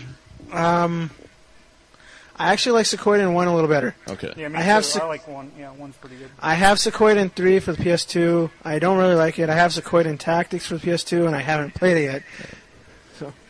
So yeah, I think I have all 5, but I've only beat the first one yet. It's a matter of time. So yeah, right on. I think we all can say we have a big backlog to get at. So. Yeah. pesky work. STEM work, class, Stupid. and all Yeah, that. just quit and do your backlog games all day long. All right, Steve. I'm Buy gonna Tactics again. Yes, and just lose my job. Steve, your turn, man. What game you thought was most underrated PSone RPG? Final Fantasy 7. Wait. How can that be underrated? It's a joke. There was Okay. the other game I was going to talk about when you talked about the game that got you in RPGs was Legend of Legaia. This is my second. Yeah, this is my second favorite game of all time. I absolutely love Legend of Legaia. It had this battle system where you go into a battle and you could actually do these different combo moves by pushing up, down, left, and right. And if you Okay, do I got right- I got something to say after Steve's done there. Yeah, and if you push up, down, left, or right in a certain order, you could do these arc moves, and you could like chain the arc moves together and do like big time combos. And you could unlock like super moves and stuff like that. The battles were a lot of fun, and the storyline was good for its time. It was about this mist that came to a town and turned all the characters into these evil monsters, these little birds that eat all the citizens and stuff like that. And I thought that was a really interesting storyline. You have to go around killing all these mist-generated dungeons and save the world, basically. And I thought it was a really well-done storyline. And there was a lot of mini-games and stuff like that. There was this one town that was kind of like the Gold Saucer in Final Fantasy VII where, you could do, there was a dance contest and battle arena and stuff like that. And there was just so much stuff to do, and I just thought it was really underlooked. They got a sequel in PlayStation 2, which is pretty good, but not quite as good. And I really wish they would continue the series because I thought that game was just phenomenal. I first played the demo disc before this game came out, and I thought, oh my god, this is going to be freaking awesome. I'm going to buy it right away. And when the game first came out, of course I bought it, and I thought, this game is totally freaking awesome. I'm going to, keep on playing this till the end, which I ended up doing. I beat this game. But towards the end, I just got so tired with the battle system in this game. A lot of people have that complaint that the battles take too long because you actually have to watch the animations over and over again. Yeah. And I could understand where they're coming from. I guess I just never really felt that it detracted from the game because, I don't know, I mean, it's kind of like the summons in Final Fantasy VII, except for the fact you actually have to see them over and over again no matter what. Because even if you summon magic, it actually takes longer, because the summons in Legend of Gaia take forever also. So I could see where you're coming from in that. And that's pretty much the biggest complaint that people have about the game. I remember this is one of the only PS1 RPG I actually sold. Wow. Because I really didn't like it. Oh. All right. Well, let's go on. Speaking of not liking, it seems like a lot of people, some games get too much credit in what they seem to deserve. Some games just don't hold up to what they be today. So, kind of like the flip side of that question, what do you guys think is the most overrated RPG? Yours may start some flame wars, but you know what? It's all for the first for discussion. I want to hear what game you guys thought. You hear a lot of other people that said was just super awesome, but just didn't do it for you. If it came up before, no big deal. Let's keep rolling with it. Let's move on to the next one. So, Chris, start with you again. Overrated. Holy crap. I don't know if I can really think of one. All right. Well, So- yeah, come back to me. all right. I'll come back to you. Scott or Matt here. Same question for you guys. Most overrated one? Yeah. Final Fantasy VII. Uh-oh. Yeah. You, Oh, boy. Yeah. Well, hey, he asked, and I put out my opinion. yeah. You said earlier why I didn't do it for you, and you actually made a good argument for it. So So, yep. I have fine. nothing for that. you got nothing, Matt? No, I have nothing. All right. Wow. Steve. You guys suck because I actually got 2 games, and I'll talk about it. Hey, can I have one of those games for mine? Yeah, so I'll pick. What we're going to do is I'm going to choose 2 games. You guys pick which one I talk about, and then Chris could talk about the other one. All right. It's Chrono Cross and Xenogears. Okay. Good choices. Oh, my God. Okay. I can't do that. I love both of those games. Same here. No, Chris, you're gonna have to No, I pick can't. nitpick them no. to death and make them sound horrible. Well, you okay? better think of something quicker then. I'll talk about Okay. both these games real quick. Xenogears is horrible because the storyline was just ridiculous. People talk about how the storyline was revolutionary and how it talked about religion and all that stuff. And the second disc, you get to the second disc and it's just this guy standing there talking to you for like 6 hours while you just sit there pushing X over and over again going, is this game ever going to freaking end? So I didn't like Xenogears very much. The battle system was fine when you could actually get into battles. And Chrono Cross, oh my god, Chrono Cross. Ugh. This game had the worst experience leveling up system of all time. Basically, you get into battles and they didn't mean anything. You go for this long, convoluted battle system where you have to worry about stamina and how many attacks you do and what kind of attacks you do. And then you win the battle and you get nothing. No experience points. You get gold and items or whatever. That's all you get. You randomly level up stats once in a while, like Saga Frontier. And the storyline was horrible also. I mean, you turn into this cat thing once in a while, a jaguar. It looked like a jaguar. You turn to him once in a while. Lynx? Yeah, Yeah, Lynx. Lynx is actually your dad. Spoilers. Spoilers. Spoilers. Thanks for the spoilers. Okay, in case you missed out on the game the past like 10 years and you don't happen to plan on playing it the next day, So I think the Well- statute of limitations is all right on that one. I can explain why you turn into Lynx. There's also I no know, Santa. I know why you turn to Lynx. So let's not go. Yeah, we don't I'm pretty need sure that. everybody knows why you turn Yeah. into links. It has to do with Well, except for the people that know time that Link it don't has to know do with Lynx. time manipulation and stuff like that. But I didn't like the fact that it was like the Laguna thing in Final Fantasy VIII, where you have to be Lynx for a while and then you go back to being Surge again, and just I don't know. It didn't really strike me right. I mean, if they actually made a battle system which was normal and experience system where you actually did these battles that actually mattered at the end instead of just getting level ups after you beat a boss, I might actually like the game more, and I might actually play it once in a while. The only good thing I will say about this game is that it had excellent graphics and music for the time. The soundtrack, everybody knows, is phenomenal. The graphics were amazing, but the gameplay was just unbelievably bad for me. I just could not stand it. Well, fair enough. To each their own. But Steve, it's too bad you're on the. We got you on Skype here, and you're not quote unquote studio. If you would have saw the looks on some of these guys these guys' faces here, they look like they all got something to say. Looks like why don't you guys go ahead and start? Why don't you touch on Xenogears first? I want to hear some rebuttals. This should be interesting. What didn't go? What you didn't agree with what Steve had to say? I'm gonna let Chris handle this one. Well, Xenogears, Okay, I'm going to cut in on this one real quick. I agree with you, Steve. Yay! played it, I have you? don't think I'm going Somebody- to agree with you on finally all night, but I agree with you. You haven't even played it. You're just doing this to spite me, aren't you? No, seriously, I've played them, and You weren't a fan of horrible. Xeno? Oh, God, no. Okay, continue, Chris. I Well- love Chrono Cross, so I can't. What's that? I love Chrono Cross. I love Chrono Cross. Okay, well, Xenogears first. Xenogears, other than the fact that your main character was kind of, like Richard Simmonsy, I like this game. The battles were messed up. It really took some learning curve, but the storyline I liked. I don't particularly mind sitting through walls of text. I mean, I like Xenosaga 1, 2, and 3 for PS2. So Yeah, but those had videos, and the text in Xenogears scrolled so slowly. It took forever to Yeah. get the scenes. There was no fast text scrolling option. No fast text scrolling options. It went word by word, basically. It was horrible. So well, I don't know, mate. It's been a while since I played, so my may not. vision's a little skewed of it, but I remember having a great time playing it. I used to smoke while I played games, so I was fine with long text. In all honesty, You used to smoke what? Don't worry about it. Don't worry about it. That's why all games are fun. No, Maz, or anything else you wanted to add that that you need to give Xenogears a fair shake? Xenogears, I didn't play very much. Like I said, yet again another game. But I started it. It was actually one of my first RPGs. I played it for like a good 3 hours. I don't know much about it, but from what I saw, I liked, and that's what I have to go on for that one. So, all right. Well, how about Chrono Cross now? Looked like you guys had the same kind of reaction. Here we go. So let's hear about the follow-up to Chrono Trigger and why you guys loved it. Okay, one, I'm again with my whole statement with Steve on this one. And one, I'm again. Oh, okay. I'm again. both Okay, those games. Scott, let's hear you first. Just pretty much the exact same thing as that Steve had to say. Yeah, pretty much. I mean, I tried both those games and immediately,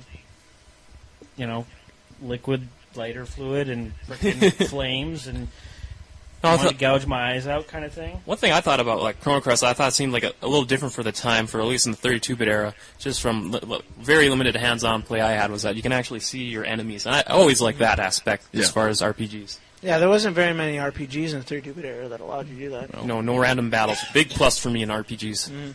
So what else was good about Chrono Cross then? Well, I actually love the battle system. And I love the elemental table, I think it was. Yep. Yeah, I love that because you can't just plug anything anywhere. You have to actually plan out what elements you're going to use, and you can actually change. Your battlefield will have elements in it, and you can change what elements your battlefield is. So if you want to just burn an enemy, you can change the element of the battlefield to give you greater firepower. I don't know. And then I believe it gives you multiple endings, determining from what I'd heard is that if you use a certain combination of elements in the final battle, you can actually get a different ending out of the game. I haven't heard about that. It's a lengthy combination, but I've heard you could actually get a different ending from the game, and I've never actually taken the time to do that. Personally, I like the sound. I like the music. I like the graphics. I like getting all the different characters and the different ways to do it. During the later on parts of the games, I like the art styling in the game, like the way they took the storyline.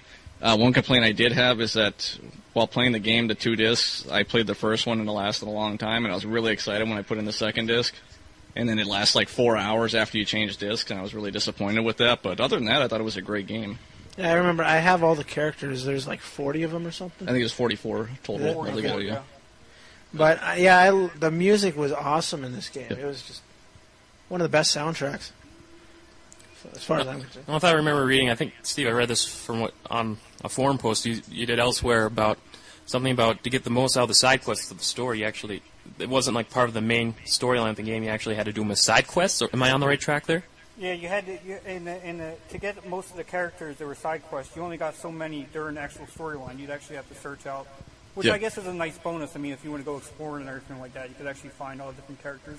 The problem is most of them were just useless. I mean, they had because they're side quests, they have no connection to the storyline, so you just have a bunch of random characters that you just use them because they look good or because they have a nice move or whatever. They don't actually have any connection to the storyline. The storyline really only focuses on a few people. Mm-hmm.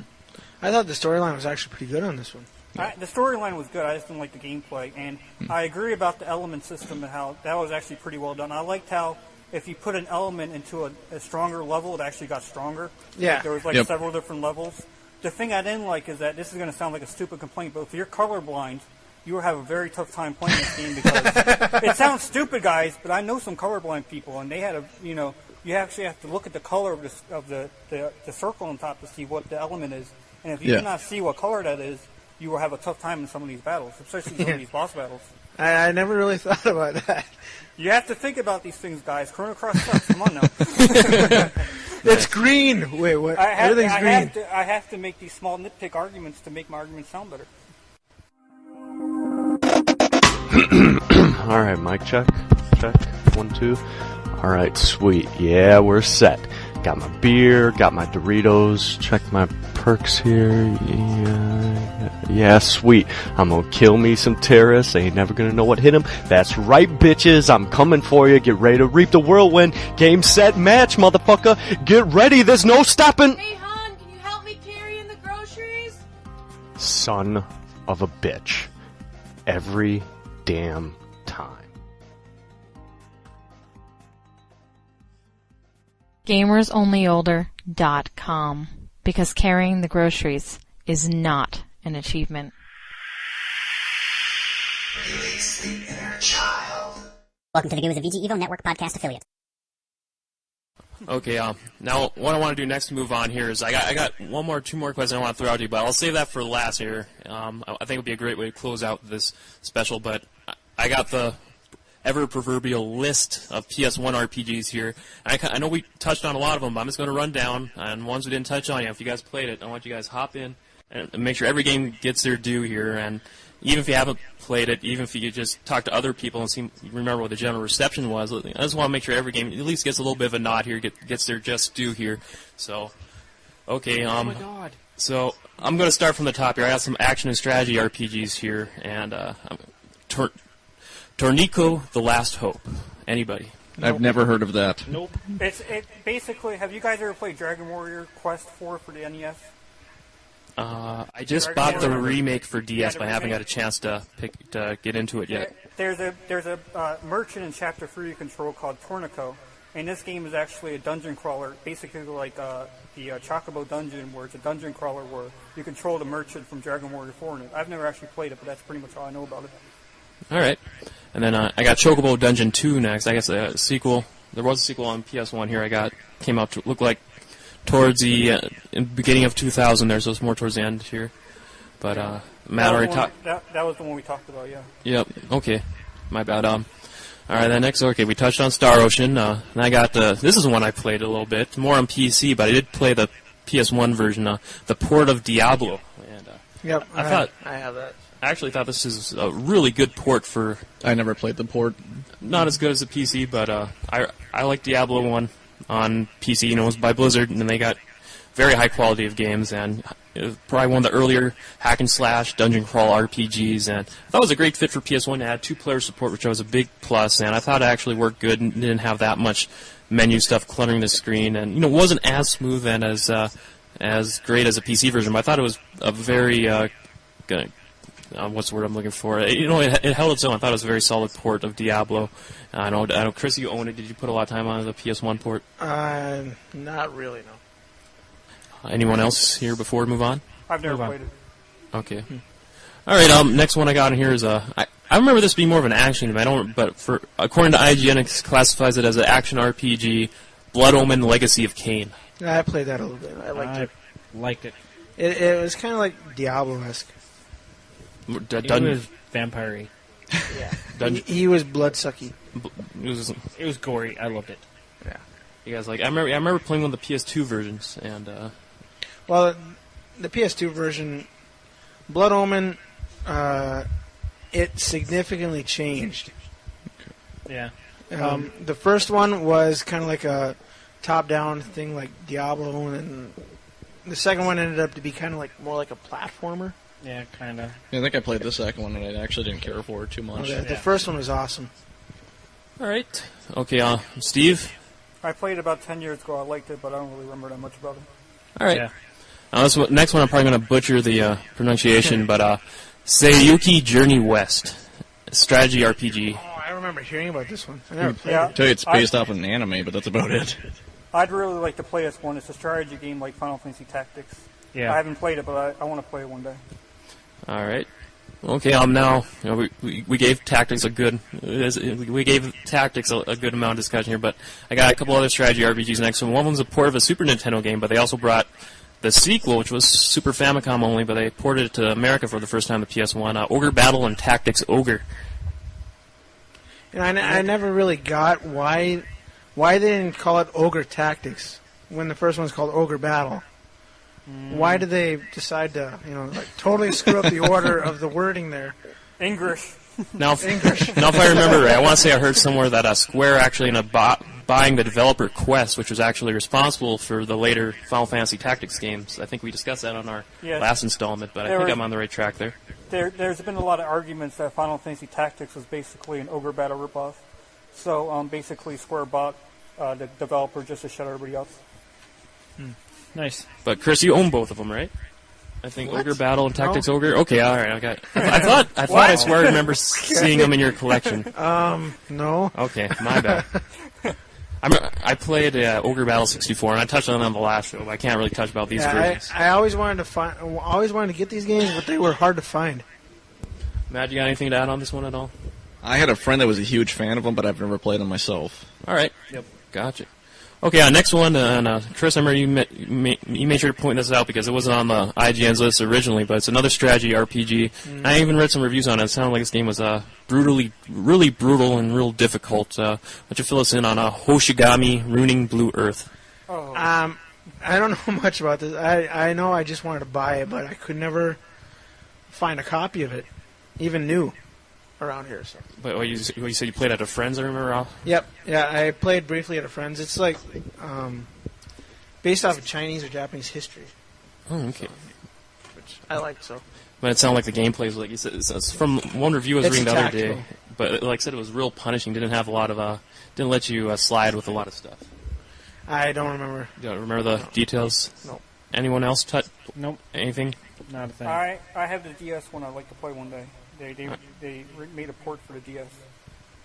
All right, Scott. I remember you touched on this on an episode a while back, but I remember it was like one of your old school favorite games. But Burgundy. Not a clue what you're talking about, buddy. Not one. No. Oh my god. Yeah, I love this game. I guess it's also got a strategy side to it because you can pick multiple different characters, and you start and the storyline develops for each character, and you have to take over, I guess, the country or whatnot. Take over the world. And you have to build monsters and an army that way and manage generals, and each one levels up, I guess, pretty much. It's good old classic fun. I'd tell you more about it, but me and my friend drank a lot when we played this game. It was one of those... Mountain Dew, right? Pepsi. Oh. But, it's a beer. It was barley Pepsi. Right, it was high-octane Pepsi. But, yeah, it's one of those games that we played through, beat a couple different ways. Graphically, it was standard, not really cutting edge, but not really, I don't know. Obsolete. Yeah, pretty much. Gatastic. But overall, pretty decent play. Yeah. Moving on. All right, next one on the list I got is another strategy RPG. Oh my god, my voice is going out. Moving on. Cardia. Anybody? Moving on. I've seen it. I've seen it too. It's called The World of Fate or something like that. That's about all I know about it. I don't really know that much about it. All right. Okay. Moving on. I touched on Final Fantasy Origins collection. Now we got Arc the Lad collection on PS1. Yes, I love Arc the Lad #1. It's a short game, but it's a lot of fun. I haven't actually gotten to part 2 and 3 yet, but I really would like to one day because they seem like the first one, but a lot bigger and better. So I'd really like to try those one day. Gotcha. I played one of the later versions on PS2, but I didn't get a chance playing the ones on PS1. Anyone else who play Arc the Lad? Nope. I actually watched a friend play it, and I really liked it, and I did play the one for the PS2, and I did not care for that one. Yeah. Which one did you play? I played End of Darkness. I think that was the one I played as well. That's the terrible one. There's one called Twilight of the Spirits. That's the one I have. I've never played it. I love that game. It's actually one of my favorite strategy RPGs of all time. Okay, the next one I got in here is a pretty big release at the time. Came out really late in the PS1 life cycle, year into the PS2's life cycle, actually. Dragon Warrior 7. Yep, I got that game. I love it. It had a really interesting storyline to it. Something like you start out in this world and you're the only island in the world, but you can go back in time and discover why there's no other islands in this world. And you change something in their timeline so they're actually in the world where you start out. I don't know. It's weird. But it's a good game. I liked it. Oh, if I remember something, I think wasn't this like the best-selling PS1 game in Japan? Yeah, the Dragon Quest game saw a lot of games in Japan. The thing I've heard about this game and a lot of message, I've never actually really played it. I played like an hour or two of it, but I never really got into it. The thing I've heard about this game is it takes so long to beat. It takes like at least 80 to 100 hours to beat this game because there's a lot of backtracking. You have to constantly go back to these different islands to get these orbs and stuff. And during battles, you could level up different jobs. There's a job class system. And there's a lot, there's so much stuff you could do in the game. You could play it for literally hundreds of hours and not get bored of it. Damn. Yeah. Okay. Well, let's keep plugging along here. Tales of Destiny 2. I love this game. I actually have this game. Yeah, you should play it. I should. Simple as that, because it's actually next to Legend of Dragoon and Star Ocean. Dude, it's still got its rep on it. Holy Dude, crap. you should put it on eBay, man. You get like $200 for that game. Seriously, it is a I very actually have hard. that one too. Yeah, you want to sell? You want to sell it to me? No, it's a Namco RPG, which means, oh my god, it's up to 4 player. Hey, let's play right now. No, we're doing Podcast over. No. I actually saw that for sale in Fargo, and they are asking well over $100 for it. Holy Yeah, crap. it's a really hard game to find. You could easily get $100 for it, but it's actually one of my favorite games besides Final Fantasy, Star Ocean, Legend of Gaia on the PlayStation. It has one of those action RPG systems where you run left to right during battles, and you can do different moves. It has an excellent storyline, and there's a lot of things to do in this game as well. You can play this game for 100 hours also, so it's definitely a very classic game. And if you can find it and it's not super expensive, you should probably buy it. And Chris, you haven't had a chance to get much into it? I have played it, I know that. I just don't know how far I got into it. It's been a long time. Yeah, a long time. All right, well, let's keep scrolling down here. Now, it's kind of really big today. It got real popular with the third installment on the PS2, and I'm going to be talking about the Persona games on PlayStation 1. I got Persona 2 Eternal Punishment, and I'm sure the first one's on there too, so Matt, it looks like you got something to say? Yeah, I actually have Persona 2. I haven't played it yet because I'm trying to get Persona 1, and from what I've seen, that's very rare, but I know that's at least one of those $100 games online right now. But I did throw it in, and I did like the opening cutscene. I think they had like an anime feel to it, so I could say I'm waiting to play it, but I want to get the first one. I don't know if it ties in together, but I'm kind of a stickler for playing them in order, so. Awesome. I really wish I remembered this game because I think it's actually one of the most overrated games on the PlayStation also. The Persona 2. The battle system is basically you have to talk to your enemies and like tell them different things and make sure you don't hurt their feelings and stuff like that. It's just, I'm serious, you don't fight them per se, you don't actually fight them, like you actually have to have a conversation with them. So it's a diplomatic battle system. Yeah, basically, you have to pretend you're like a U.S. senator or something to play this game. It's horrible. I didn't like it at all. I mean, I understand why people might like this. It's kind of like Pokemon, where you actually collect the different demons and stuff. You can actually summon them during battle, but it's so hard to get used to the fact you can't actually fight them. You actually have to talk to them. I just can't get used to that. Wow. Weird. Yeah. All right. Now, this next games, I'll include the sequel in it too, but now, Steve, on the latest thread on VG Evo for the last episode, you kind of had some words to say about these games, but Breath of Fire 3 and 4, I think if I remember, you really liked one, you really hated another, right? Yes, I wish I remember Breath of Fire 3 because that's another overrated piece of crap. The battle system in that game is okay, the music is okay, the graphics are okay. It's just something about the game that's just not fun. Like, it makes you do so much tedious stuff during the game. Like, there's this one part where you have to go in a desert, and you just have to follow the star constantly, and if you do not follow the star, like, you have to follow in one direction, you have to make sure you turn around in a different direction and keep following it. And every once in a while you get into a random battle area and stuff like that. It takes, like, at least 7 years to get through this desert. And by the end of the desert, it's like you just don't want to play the game anymore. And the characters in the game were terrible. And there was this one character called Momo that had this weapon that would just constantly miss over and over and over and over again. You cannot just land a hit an enemy in that game. So Breath of Fire 3 I did not like. Breath of Fire 4 is a lot better. I thought that was a return to excellency for the series. I mean, the battles were fine. It was pretty much overall much better game than Part 3. Okay, good dude. Anyone else here get a chance to put a lot of time into the Breath of Fire games on PS1? I would agree that Breath of Fire 4 is probably the best one out of the series. 3, I didn't get that much time to play in it, but it did kind of suck. So Breath of Fire 4, just way better all around, better battles and story. I think they fixed their problems that they had from 3. Breath of Fire 4, I can just make one more comment, actually had an innovative system. A lot of RPGs have done this since then, but you actually had a back row of characters that you could move into the battle during the battle, and if your front row died, you could actually bring in the back row to control during the battle. I thought that was pretty neat. All right, good deal. All right, next one I got is, and for anyone who wants to know what kind of order I'm going in, I'm going in chronological order, but kind of reverse, because the way IGN organized it from top to bottom was the last released PS1 game to the first one. But the next one I got is Dragon Valor. Came out, looks like, towards the end of 2000. Anyone get a chance to play this one? Never heard of it. Nope. It's an action RPG from Namco. I never played it. It's got a lot of platforming elements to it. Okay. All right, now the next one here, and I think this is Working Designs Games, and on the last episode we talked about, seem to have a lot of fans for Working Designs, but Lunar 2 Eternal Blue Complete. Excellent game. You never heard of Lunar 2? What can I say? There was a time period very expensive and very rare. Locked in my room. I remember. Yeah, go ahead.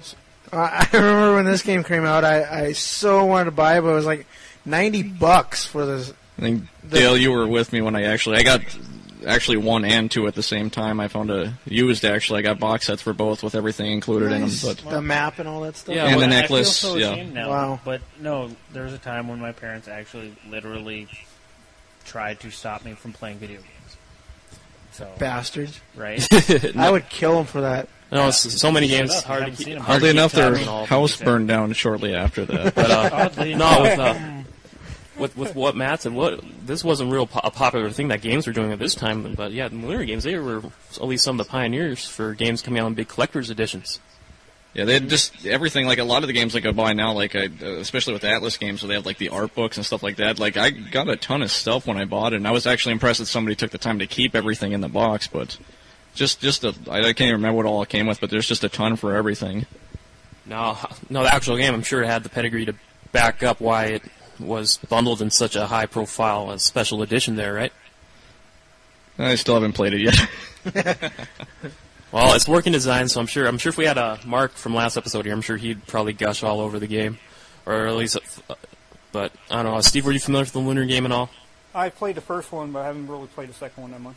All right. Well, since we're on the second one, I wanted to first one. Any thoughts about that one you want to? The first one had a very excellent storyline. The translation was bar none one of the best translations a company has ever done. There was a lot of jokes and a lot of humor to it. The battle system was okay. I mean, it was kind of traditional. You just kind of attack, use magic, stuff like that. But the storyline and characters really pushed it to become one of the more well-respected RPGs in the PlayStation. Sorry, I'm going to keep going down the list here.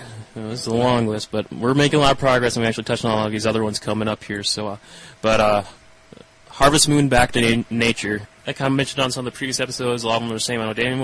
I never played the PS1 installment. Anyone here did? Nope. No. Okay. Hell no. I don't think we're missing out on much by by jumping over that game. All right. Valkyrie Profile. That's the next one I got going down here. Yep, I remember that one. I wasn't a huge fan of that one. What did it do that? I hear people love it or hate it. Basically, I think I played it. It's been so long, but I'm pretty sure I played it and didn't exactly like it. I know it's extremely rare. From what I know it's like I don't want to give a number out for how many copies, but I know that there was an error made during when the disc was made. Like I guess it scratches easily. So if you actually have a copy now that's not scratched, it's actually worth quite a bit. But I want to play it. I haven't had a chance to play it. Another one of those type of things, but nice. There's a remake in the PSP, so a lot of people have been playing that one instead of the PlayStation one just because it's so hard to find. Yep. So do you guys did you get a chance to play that one, Steve? No, I've never played it. Chris, you brought it up earlier. Yeah, I played a little bit of it. I wasn't a huge fan, so I didn't play very much of it. The battle system, all I can remember is there's a bunch of little spheres. That's your battle zone. I didn't really dig that idea. Plus the graphics, to me, they weren't. Square tried too hard in making this game look good, and ultimately, in my view, failed. PS1 just wasn't powerful enough for what it wanted to accomplish. Square didn't make this game, by the way. They didn't? No, Enix made it. I guess it's the same thing now. I guess it's the same thing now, but at the time they were still two different companies. Okay. Next game I got going down the list is Threads of Fate. That was the one that Square made. That was originally called Do Prison, wasn't it? Yes, Steve? yes, it was. Yeah. That was like a sequel to Brave Fencer Musashi. It was a spiritual sequel. It wasn't an official sequel. It was the same kind of gameplay though. So, did you guys get a chance to get much into this game, or no? Nope. No? never. Okay. I own it. I haven't played it. Hey, you know what? That's all right. It seems to be common with me. Hey, That's common with me on the PS2 Yeah. collection. if it makes it feel any better, the only RPGs I own for the PS1 are just pretty much all the Final Fantasy ones we discussed here. But other than, like I said, was starting 9, I didn't get a chance to start any of them. Nice. So that's why I'm just serving as more of the moderator in this discussion. But all right, going down. Next one I got is Vanguard Bandits. Yeah. That's a strategy RPG, I think. I don't know. I own it, but I haven't played it. You could just No, record God, that. You could man. just record that. You could record that saying just play I it over just and over. play it again. over and over Yeah, again. just keep Yeah. playing it. Let's just make that into a soundbite. All right. Okay. All right. Somebody hit Matt's button. Yes. Yeah. I can I own even it, make haven't some played food. it. I own it, haven't played it. I own it, haven't played it. There you go. All right. And, so many PS1 RPGs. It's hard to blame you. It's hard to keep up. Yep. All right, now, Steve, I know this next one I got. You told me before that you're excited for the DS remake of this, or at least, or successor, or whatever it's going to be. But Rhapsody, a musical Yes. adventure. Yes, I just started playing this in the DS today actually, and I've never played a PlayStation one, but I've heard that it's not that good. But I really am enjoying the DS one so far. It's got a simple battle system where you just it's a turn-based RPG, but the storyline's very creative. It's not a typical save the world kind of storyline. It's basically you're this young girl, you're trying to become a princess, so she's basically spending the entire game trying to impress this prince, and I think it's a really well done game for the most part. All right, cool. Well, hopefully, sorry, Matt, were you gonna Actually, say- yeah, I actually was going to buy this game, and I saw that the remake came out, but for the PlayStation version, I actually saw in the back of the case, I never bought it, but I saw it, and there's a pancake attack from what I had seen. Yeah. I haven't I guess gotten you that drop far a stack yet. of pancakes, Yeah, it's but a very one of your moves, apparently. Yeah, yeah. I remember the music in this game was kind of... I just remember everything I saw about it was crazy looking, yeah, and it's made me want to play it's a it. very goofy game. It doesn't take itself very seriously at all. Oh, okay.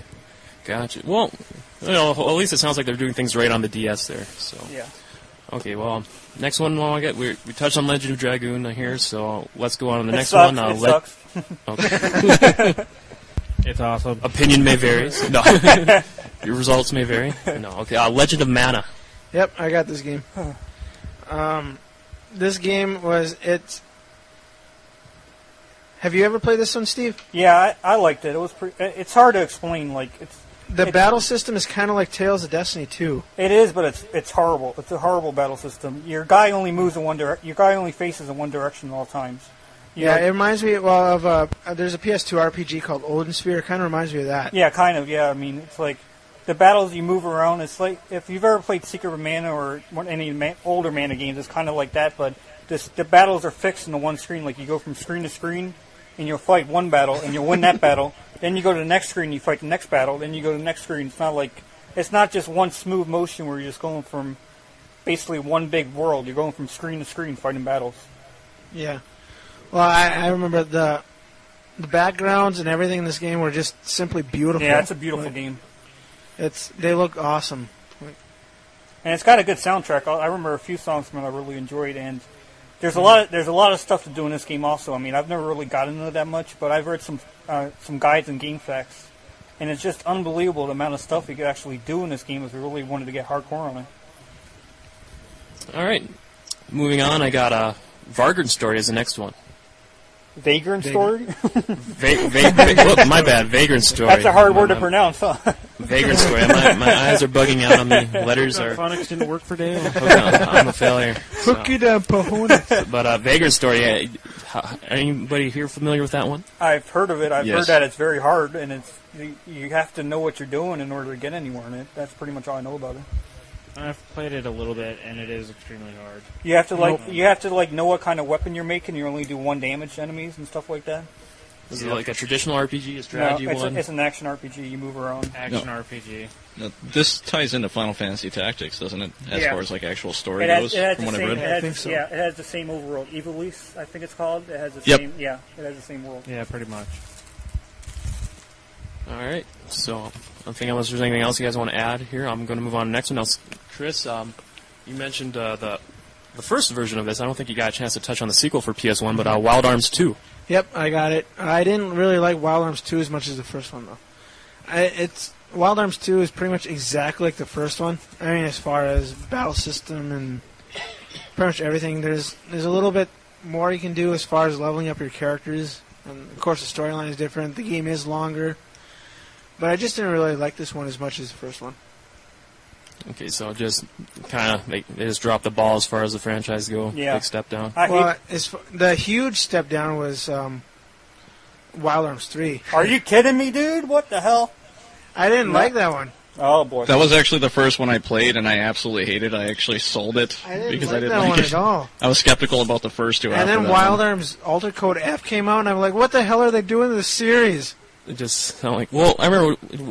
Correct me if I'm wrong, but didn't Sony publish the first couple games in the series? Yes. And eventually, like. Yeah, didn't they? And then eventually it went to just H-Tech and XC, just kind of little-known publishers trying to bring the games stateside. I remember Publisher started, and then they did Wild Arms 1. I can't remember if they did Wild Arms 2. And then the franchise went over to somebody else. And then the third one or whatever came out, and it was called Thousand Arms. What? Thousand Arms? Remember that one? That's a different RPG altogether, I think. I don't think Yeah. Yeah, a lot of RPGs like to end their games with the word arms. Enchanted Arms, Wild Arms. Yeah, Come on now. they're all different now. Just like a lot of different games like to start with the word metal. No. I didn't like Wild Arms 2 at all. Gear? I didn't think Wild Arms 2 was very good at all. That was a terrible sequel. Gotcha. Yeah, I agree with you on that one. Next game on my list here is also a sequel, Alundra 2. I heard it's different than the first one. That's all I've heard about it, and that nobody liked it at all. Yep.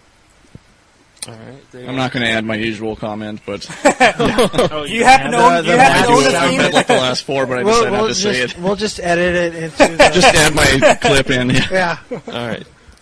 You know, I just got a great idea for a future podcast. Let's get all these PSone RPGs we didn't play and do like a 24-hour marathon. Yeah. And I don't think they got a great list of marathon games they're we already all running on haven't played. VG with donations to help cancer for kids. And we'll start our own here, so called Extra Life. I don't think we got a chance to be a part of it, but actually the PS Nation podcast and Welcome to the Goop, Gamers Only Older podcast, they're running... If you listen to their podcast, check them out on the forums on VG Evo. They're running a great sponsorship here where they play games for 24 hours straight, and they're taking donations like for how many dollars per hour, and all the funds are going towards actually cancer. Actually, it's a really good thing. I had to get the shill in there because it's a great deal. But all right, that thing aside, let's keep plugging away. Plugging away. You know, Matt, do you own this one, Front Mission 3? I had the opportunity, but chose not to buy it. Which is a one step better.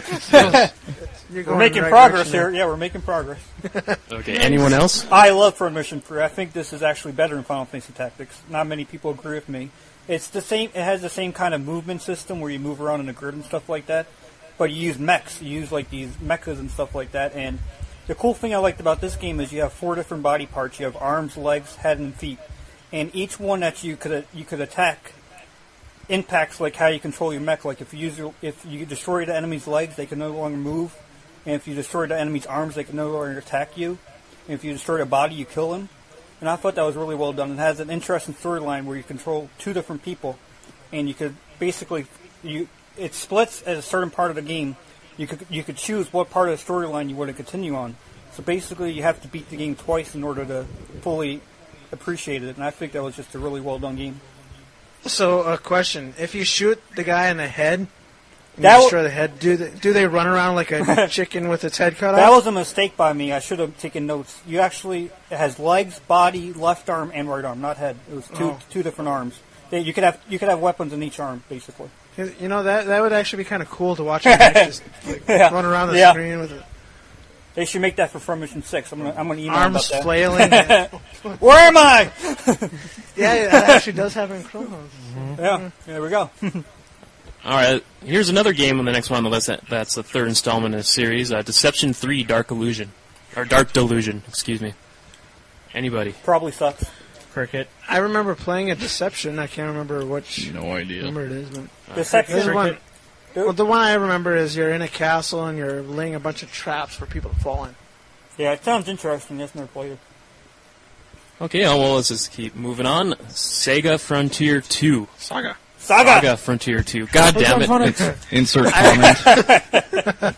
Dagger. I love Saga Frontier just because the story is so makes absolutely no sense at all. Yes. So I loved it. So. It had a whole bunch of humor. It wasn't afraid to poke fun at itself, and The PS1, aren't they? 1 and 2? Yeah, one and two are both on the PlayStation. Okay. And I don't condone illegal drug use, but I think this would be a great game to play if you're high. It's just like it does not make any sense at all. Same thing with Rez, but that's another story. Yeah, that game. I think that game was actually intentional, though. I think this game it doesn't make any sense in accident. Like they actually tried to make a consistent storyline. It's like, what the hell is going on? I like the graphics. They have beautiful graphics, like Legend of Mana. These painted hand-drawn graphics, which are awesome. Battle system was good. Just the storyline was just out there, man. Yeah. So same with, I guess, was the same deal. Oh god, no. Saga. Saga Frontier 1 is the worst PlayStation RPG ever made, besides Chrono Cross. I think it just the leveling up system in that game made no sense here. You just randomly leveled up stats after you won the battle. You have 8 different characters, I believe. That just the storylines there's different storylines, which I thought was cool. It was a neat little gimmick for the time, where each character had their own storyline. There was no one main storyline, basically. Just the battles and the music and the graphics are just horrible. It's just like it looked like a Super Nintendo game, and it's just I don't even want to talk about it anymore. It sucks. Okay, all right, I got you. All right. It's all right. It's all right. Okay, next one on the list. I think we already covered this Vandal Hearts 2, right? Yeah, we talked about those. Yeah. All right. Yes, we did. And we did touch on this one on our last episode because it originally came out on the Saturn, but only in Japan. But it got imported to America on the PS1 here, Grandia. I got it. Yeah. Grandia. Insert oh my comment. God. insert soundbite for Matt. I played a little bit of this game. I love the whole Grandia series. When Grandia 2 came out for Dreamcast, I played it, I beat it, I loved it, so I wanted to hunt down the Grandia 1 for the PS1. And I played a little bit of that, maybe like 5 hours worth, and it had a good storyline. It's about like 2 kids going treasure hunting and, of course, finding a whole bunch of crazy problems. And I really didn't get much into it, but if you're used to Grandia 2, if you ever played it, the battle system is pretty much the same. Does that work out like Grandia 3? No. Grandia 1, 2, Extreme, and 3 have pretty much the same battle. Yeah, I started on Grandia 3, and I actually liked it enough to go back and try to hunt down the original. The original... Oh, sorry, go ahead. I would highly recommend Grandia 2. Yeah, me too. Yeah, I picked that one up. That's the best one, I think, but the first one is good. I liked how if you used your different magic and your different weapons, you would level them up and get stronger in that area. Like if you used the sword, you become a stronger sword user. And if you used fire magic, you become a stronger fire magic user. That's something that the later games in the series didn't do. And I thought that was pretty much the best part about the first one. The storyline was really stupid. Like you said, it was about adventurers. You want to become an adventurer, just very childish, but the battle system was top-notch. All right, Good deal. All right, let's keep plugging away here. I think we touched on the Suikoden games. The next one in reverse chronological order I got is Suikoden 2. I'd like to talk about those real quick. The first one is one of my favorite RPGs. I didn't think I'd like it that much. That's one of those ones where you have to collect 108 different characters. You don't have to collect them, but there's 108 different characters you could get, and they help you build your castle. You get this castle in the middle of the ocean, and they could help you do different things. Like they'll build you different rooms, and you could do one helps you manage your roster, like you could change party members and stuff like that, and one builds you an elevator so you have to go up and down floors. It was a very interesting gimmick for its time. The battles are fine. Number 2, I didn't really get into that much for some reason, but a lot of people think that's one of the best RPGs in the PlayStation. With Suikoden 1 with the castle system there, one thing I liked about it is you could actually name your castle, and I think Dale was actually there when I was playing it, and I named mine Sexy Castle, which adds an insane level of fun to the game because everyone's rushing back to Sexy Castle consistently, and it's pretty fun. You're bringing sexy back. Wasn't there something with Suikoden 1? If you did unlock all characters, you get a special bonus in Suikoden 2? Yeah, you get. I don't know what bonus you get, but they do connect to each other. All right, cool. Good deal. Let's go to Sexy Castle. All right, parade away. No, they should make that. You need to get RPG Maker and make the game called Sexy Castle. Anything that I can name now is now sexy, whatever. So it's great. All right. With Suikoden 1, it's too bad you can't name your characters. You can name your castle White Castle. And 2 main characters, Harold and Kumar. Sexy Castle. Or Vader's White Castle of Fear. Star Wars. Yes. Okay. Now I just remember another one. I actually didn't see this on the list. I was surprised, and now I just remembered it. RPG Maker for the PS1. I wish I could have had a chance to get this and create my own Genesis-style graphics quality. Didn't you actually get, like, 2? I did get RPG Maker 2, but that game had a horrible blur effect. Like, whenever you'd move your character on screen, the whole screen would blur. It just made me dizzy, and I sold it right away. But RPG Maker 1 was, like, the first one of these that came out, and it came on PS1, and even though it was for PS1, it had, like, Genesis quality 16-bit style graphics you can make. Did any of you guys get a chance to participate in the arts of creating your own RPG adventure? No. I'm a very mature person, so I like to make RPGs with like random names like penis and stuff like that. That's about as far as I got in that game. It wasn't a very good game. Wasn't that the later intuitive? games were, I think, but this one is just, and the loading times were horrible. It took forever to get anywhere in that game. Like making. I heard RPG Maker 3 is actually the best one. I heard that one you can do. I hear like they got PC versions of it too, where you can actually download them and are way more user friendly that way. But okay, let's just keep plugging along then. Here's the one that Chris got mixed up with earlier: Thousand Arms. Did anybody here get a chance to check that one out? Nope. It's a romantic RPG, I think. Like it's a dating sim or something like that. I never played it. Okay. Dating somebody with 1,000 arms. The genre that's apparently huge in Japan, but just never took off here. Okay. I answered a joke there with the arms, but I'm not going to. Go ahead. It's an explicit show. Yes. All right. Let's just keep going along here. Jade Cocoon, Story of the Tamamayu. I probably butchered that too. Sorry. Probably. Looked on phonics. Yes. So Jade Cocoon, anybody? I played the sequel. Yeah, I remember the sequel on PS2. Yeah. Yeah, I played the first one a little bit. It was kind of Pokemon game where you have to like breed these different creatures and capture them and stuff like that. It would have been a good game, but it had the Resident Evil controls where you have to push up and left just to move left. No. Jesus! Very not Dale friendly. I cannot stand that. Yeah, I figured you guys would get that response. I would have really liked that game if it did not have that control system, but it does. So avoid that game. Not Dale friendly. Gotcha. Yeah. Now, the next one I got is the first Lunar Silver Star Story Complete, and I think we already kind of touched on that one. Yeah. So unless there's anything else you guys want to add, I'll keep moving on. It was good. All right. Shadow Madness. Good game. Very, very humorous. Had a good battle system. Very underappreciated. Not very many people got to play it, but it was by Crave, I believe, Crave Entertainment. That this is the only RPG that they made. But it was a lot of fun. I mean, it had a problem where you could get to your maximum level very early in the game, so the final like 2/3 of the game were just insanely easy. But other than that, it was a fun game. I actually saw the box art for this, and it's not yet another one that I have, but the case actually looks really generic, so I was kind of skeptical on it, but it actually turned out to be pretty decent from what I've played. Okay, so you think Crave? They're known for being kind of more of a budget title publisher, so I don't blame them for not using that much resources to go all out with some attractive, marketable cover art. Yeah. So, okay, next one I got going down here is I think you touched on this earlier, right, Steve? Legend of Legaia. Yeah, I talked about that a lot. That's probably one of my that's my second favorite game of all time. Love it. All right. Okay. So next one going down here is Guardians Crusade. This is the one I'm currently playing. I was hoping we get to talk about this. It's a very fun game. You control this knight that's meets up with this little pink creature, and you have to you cannot control this pink creature. Pink creature, huh? Yeah. That guy from Final Fantasy 11 or sorry, 9. 9. Kind of. It's actually a pink. It's actually a very bright pink. It looks like a dog, basically. Bald-headed dog, you know. It's basically what it looks like. And Chuck's mom? I don't know who Chuck's mom is.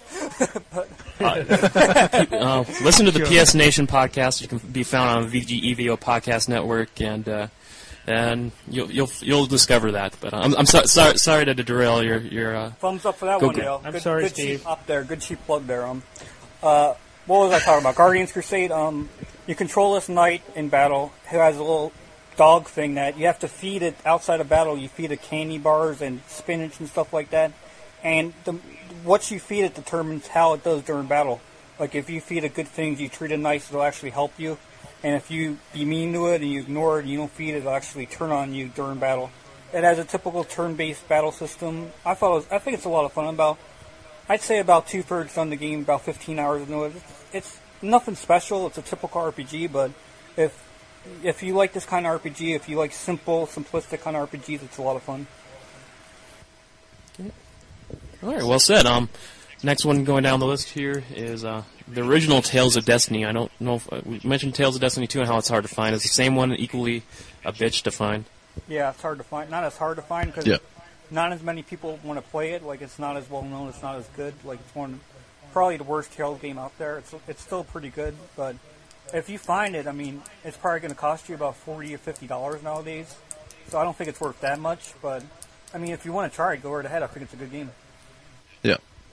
Matt, you got a chance to try it out? I played a little bit of it. I try to at least play them like for a half hour when I get them, but sometimes I don't. But I had started this one. So you own it? You own just it. haven't played it. I'm trying not to say that. I own it, but just I haven't touch played your it. nose and we'll say it's Yeah. All right, good deal. Okay, okay. Next, we mentioned a couple of these next ones here, so I'll skip down to this next one here. Dragon Seeds.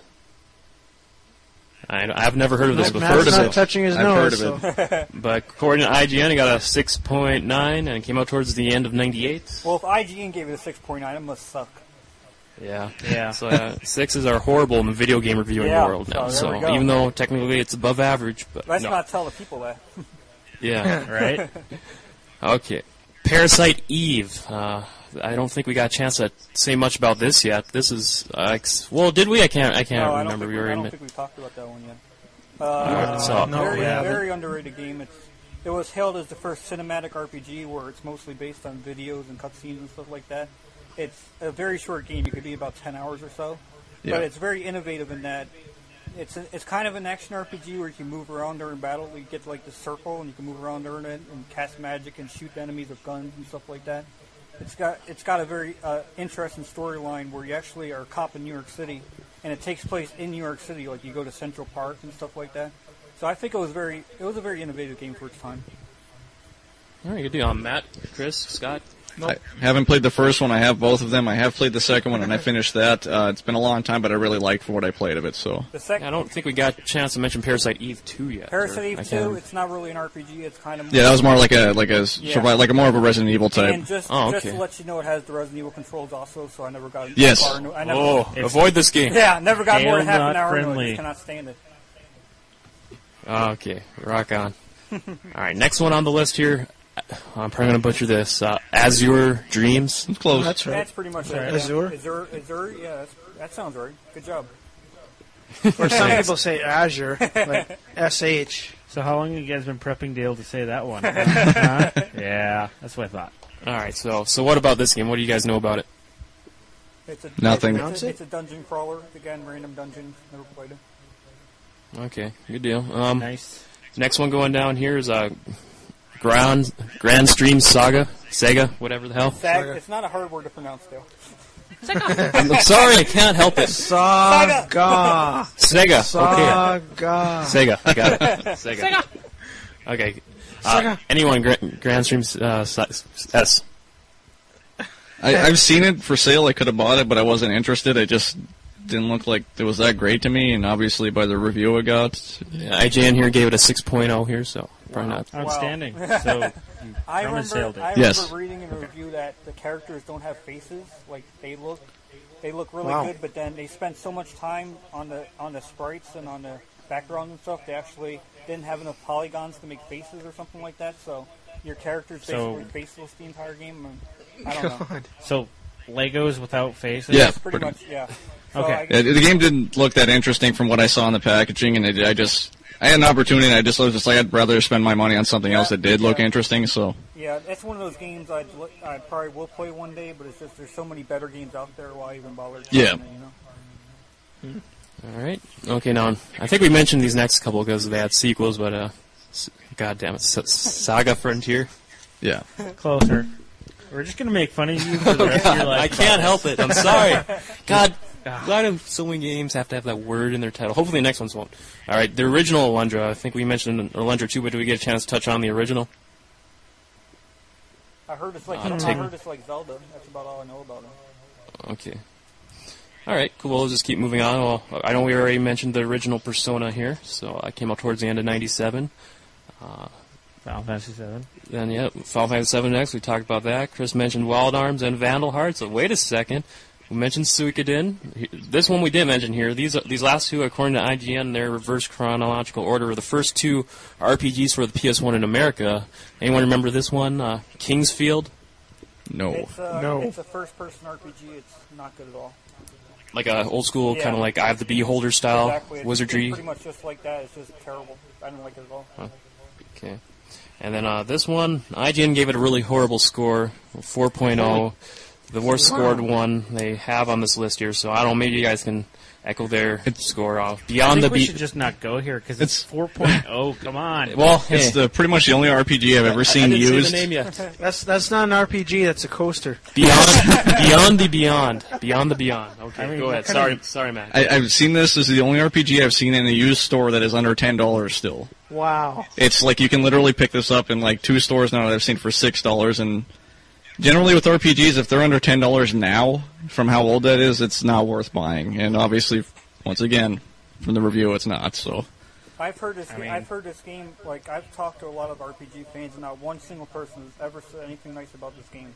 I've never played it, but apparently it has a lot of random battles, and you actually have to do a lot of puzzles. And one thing I cannot stand is when you have to do a puzzle and there's random battles every 2 steps when you're trying to figure out the puzzle. And this game has a lot. That annoys me. And this game has a lot of that, so I'm not going to try it anytime soon. Heck, just look at the title, Beyond the Beyond. I'd like to know what that sounds title- like a yeah. hippie that was having a flashback. if you actually look at the case, it doesn't. It looks like it's one of those kind of more goofy ones, but it just does not look good at all. It was just one of those. Like I said, if the price is any indication, that's pretty much wrapped it up for me. Yeah, I'd like to know what that title meant, like what they were thinking when they decided. Yeah. Let's call Hippie an on RPG flashback. Beyond the Beyond. Like, beyond what? You know, let's just call it Beyond the Beyond. Beyond the Beyond. Where's the Beyond? I don't know. English. Beyond there? English. It's an RPG. It doesn't have to make sense. All right, so that actually, finally, the list is done now. Unless we figured out a couple that some were missing, so I'm going to leave the floor to you guys. If I missed any, go ahead and throw in your 2 cents. Matt, you look like you got one. Yeah, I actually mentioned these two during a break, and I don't know how popular they were, but I liked them myself. Was Mega Man Legends, and there was 2 of those, and they're essentially a Mega Man RPG. I can't really remember. I played the first one, and I think I almost finished that, but that was a very long time ago. But I know I've seen those around too, and I don't know if anybody else has played those. No comment. I remember hearing hearing decent stuff on. I never really played them myself. I know the first one got ported to N64 also as just Mega Man 64, but no, I never got a chance to play them. Steve. I don't like them that much. That's about, Okay. yeah. They're not good. Yeah, they're not traditional RPGs They're not at all. traditional. So They're more like I don't know. I don't even know how to explain it really. It's like it's kind of a Mega Man game and it's kind of an RPG, and I just didn't like the blend at all. I didn't think that it was. I think you have to be more of a Mega Man fan to like it. I think if you're a Mega Man fan, you're gonna like the game. And I don't know. To me, I am so. I like Mega Man. I don't know. It just didn't click with me. I mean, I can see why people like it. It's just Yeah. I didn't give it enough time. I think I just gave it like an hour or so. So maybe I should play it some more before.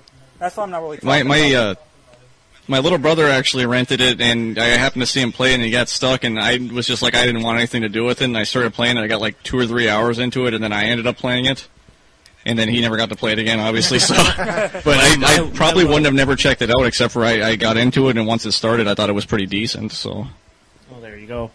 My little brother did that thing to me with the original Pokemon on Game Boy. Wow. I probably would have never mentioned that ever. No, Pokemon games actually are. I know a lot of people actually that are on foreign communities are my age. They're actually pretty popular. All age groups, just more predominantly associated with the younger crowd. But I'm sorry to cut you off. So you're going to say something? There is one RPG that we haven't talked about. It's called Kudelka. It's a precursor to the Shadow Hearts series. I don't know if any of you guys have played it or not. I'm not familiar. It's basically like a survival horror game where you're in this castle, and it's 4 discs long, and it takes about 10 hours apparently. I've only gotten to the 2nd disc so far. My friend loves it to death. She thinks it's one of the best games. I personally, it's got a very interesting battle system where it's grid based, where you move around in a grid, but it's turn based. It's not a strategy RPG per se. It's like you just move around the grids and you basically attack the enemy and stuff like that. And I didn't like it that much. I think the battles are very slow. It's like one of the slowest RPGs. I mean, I like fast-paced battles where like Star Ocean and Tales of Destiny when you're running around slashing them and stuff like that. I don't like sitting there and waiting for the character to move from grid to grid very slowly and attack him very slowly, and battles take like 2 minutes each. And I don't like when the battles take forever and there's so many random battles. I don't mind random battles if they take 10, 15 seconds. Yeah, fuck random battles. I do not mind them. Sorry. I do not mind them if they're quick. Yeah. But if they take the 8 and 16-bit era. Yeah. But if they take 2 or 3 minutes each battle, it's just a pain in the ass. So a lot of people like it because of the atmosphere and the graphics and the storyline, but when it comes to gameplay, it's not a very good game at all. Oh. Okay, so any other ones before I move on to the last question here, guys? Not that I think that's good. Recall. So I'm sure, even though we covered a lot of ground here, we at least mentioned at least almost everything that the PS1 has to offer. I'm sure we're probably missing one or two here. Now We'll hear about There's it. one more. There's one more. I don't know if we're going to call it an RPG. Castlevania Symphony of the Night. Oh God, that was awesome. Awesome game. It was. That's one of the best. I don't think it's really an RPG, but I think it needs to be mentioned anyway, just because of how awesome it is. Yeah, action adventure, but yeah, that had RPG elements. if we were doing a first-person shooter show, I would mention that game because it's awesome. Exactly. It has to be mentioned in every show ever, basically. Okay. Yeah. All right. Well, maybe one of these days we'll get around to doing Castlevania retrospect. It's on Xbox Live Arcade now, so if you have... Yep. That it is. And PlayStation Network on There PS3. we go. If you have those things, there's no reason not to play. Awesome, good deal. All right, now I threw this out when we did our last retrospective, just real quick. A lot of Japan had a lot of, they always seem to have a lot more RPGs that don't make it stateside. Did anyone ever get into the import scene here at all? Get a chance to import any? Nope. Negative. No. There's one, Steve? Firm Mission 2, which is the precursor to Firm Mission 3. You don't really need to know Japanese to play it because it's not a very storylines-heavy game. And the commands, the menus and stuff were in English, so it wasn't that hard to play at all. So, I mean, that's pretty much the only... And it was a good game. It wasn't as good as Part 3, but compared to Part 1, it was very advanced, and I liked it for its time. That's about the only one I can think of. All right, now, to wrap this up, I just got two quick... Well, actually, there is... I don't know if you call it an RPG, but I think the game is called, something Carnage, where you're in charge of mech, and you actually have to, collect the circuit boards and program what the mech does. I'm not sure if you classify it as an RPG, but I remember that game. Mm-hmm. Well, all except for the title of it. Just shows how memorable it is. Yes. Okay, now, I know it's getting real late, we're running real long here, but like I said on our last episode, I had a feeling it's going to be our longest episode yet, and we're about 10 minutes from breaking that record, so I got two quick questions I want to throw away. If we're 10 minutes from breaking the record, maybe they shouldn't be so quick questions. Yeah, let's take our time Okay, doing this, guys. Let's break the record now. Yeah, let's go. New record, come on. Okay. What is question number one, All right, now, Dale? Please tell us. All right, question number one. I'm going to ask you guys now. We'll mention a lot of games here. A lot of them had memorable stories. But what I want to know is, what was the standout, not story overall, but standout moment in a story in these PS1 RPGs other than the death of Aeris dying in FF7? Because that's just kind of one of those world-renowned moments. I'm sorry to steal the thunder away from a lot of you guys there, or not steal the thunder, but just kind of knock that one out already. But there had to be a lot of other ones. Let's not steal the spotlight from all these other RPGs. There had to have been something, a big twist or a big moment in the game that comes to mind right away. Anyone? Yep. Kuja is a guy. No, he isn't. I can top that. Final Fantasy 11? Or 9. God, Final Fantasy 9? Zayden's brother, Kuja? Apparently I didn't realize that Vivi and Kina had kids. Yeah, they did. So I'm actually shocked by that right now, but... So, you said you... Go ahead, Scott, sorry. No, you go ahead. I'm really trying to think right now. I was going to say, Matt looked like he was about to... That was mine. Okay. Because there's a lot of things that have shocked me over the years. I guess the ending of the opening scene in Final Fantasy IX, that shocked the hell out of me, because I fell asleep. Shocked, woke up. Same thing. Holy crap, I'm playing? Wow! In Final Fantasy 9 Kuja, there's actually, the art that goes around. Yeah. Yeah. There's actually that, and then these people must not have actually played the game, because then they would realize that, that's not really anatomically correct for Kuja. Well, he looks so feminine, though. Yeah, he does. I thought he was a woman. Were they trying to promote gay rights or something? I don't know. They were heterosexual, I think is the correct term for it. Well, whatever. He had a tail. Okay, Steve, let's go to you. He didn't have a tail.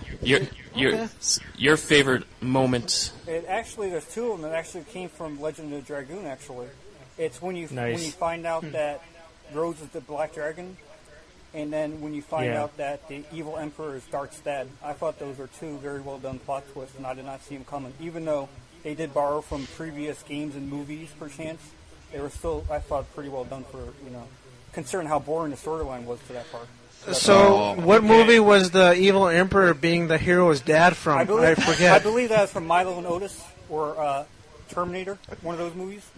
Okay. Well done, sir. You look like I would say Star Wars, but I was kind of. I wouldn't say Star Wars either because it was actually an Empire Strikes Back. If you want to get technical about it. Okay. Now. Okay. I was going to say, Matt and Scott, you guys look like you had something to say about Legend of Dragoon there. I mean, I'm sorry. You didn't see Rose being the Black Dragon or Dragoon. Hey, I didn't. Did I say I didn't see it coming? I said it was a well done storyline part. Oh, it is a well done one. I like the dynamic that she was still in the party afterwards, and Darth had to deal with her. I thought that made the game a lot more. I wasn't talking about the most shocking. I was talking about how the storyline became Darth has to deal with the fact that the Black Dragon's now in his party. He was trying to kill the Black Dragon, and it turns out she was right in front of him all along. I thought that was pretty well done. Oh, very well. Okay, now, last question I want to throw to you guys is... No. Sorry. Okay. Best way to end this out. Couldn't think of another way to end this out. I know some of us probably alluded to it earlier, but what was your favorite PSone RPG? Go. Final Fantasy Tactics. Final Fantasy Tactics for Chris? Final Fantasy 8. Final Fantasy 8? Really? No. Final Fantasy 9. Final Fantasy 9 for Scott? I'm going to go with 9, too. Matt's going with Final Fantasy 9? Okay, good deal. Steve? I'll go with Part 7. Part 7. Wow, all Final Fantasy games. Wow, great deal. Okay. Bandwagon. We're a bunch of Final Fantasy fanboys around here. Okay. No. Well, I think that was great. I'm going to change mine to Beyond the Beyond. I think that's underrated. They make the best coasters, man. They keep my beer nice and warm. Yeah, many great uses for it. No, okay. Frisbee. No, that about wraps it up. But we want to hear from the community. If you don't have time, send an email. If you're a member of VG, if you're a member of the VGVO forums, definitely check out the forums. And I create an episode a thread for each episode we do. I want to hear you guys talk about it. I always love seeing the feedback. Last episode, or a couple episodes ago, we set the record for number of posts we had on one of our threads here about an episode. So I want to see that broken. PS1, Love RPGs. I want to hear what you guys have to say, or better yet, send an email and we'll read and respond to it on the air on our next episode. Email address is mailbag@ontappodcast.com. And if you have troubles finding that, it won't work, just go to ontappodcast.com and we'll have email links right there on the front page. And definitely, if this is your first time checking us out, make sure to check out the last few installments of the RPG retrospective. Our archives can be found on ontappodcast.com. So definitely check those out.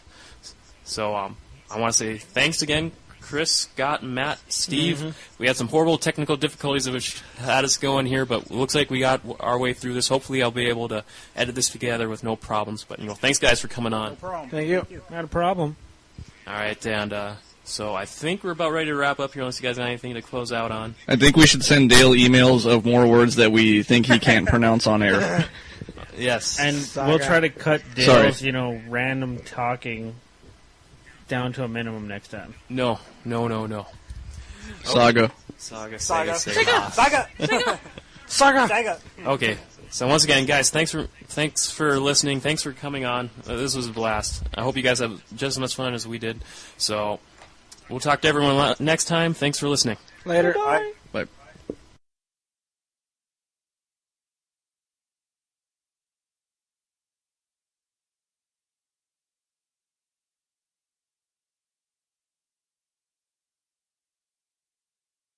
Hey, wait a minute! What do you think you're doing? This is a Dreamcast disc! There is game data on track 1, so please don't use this disc in a normal CD player. We can't save the world from a CD player, so just put us back in the Dreamcast so we can do our job.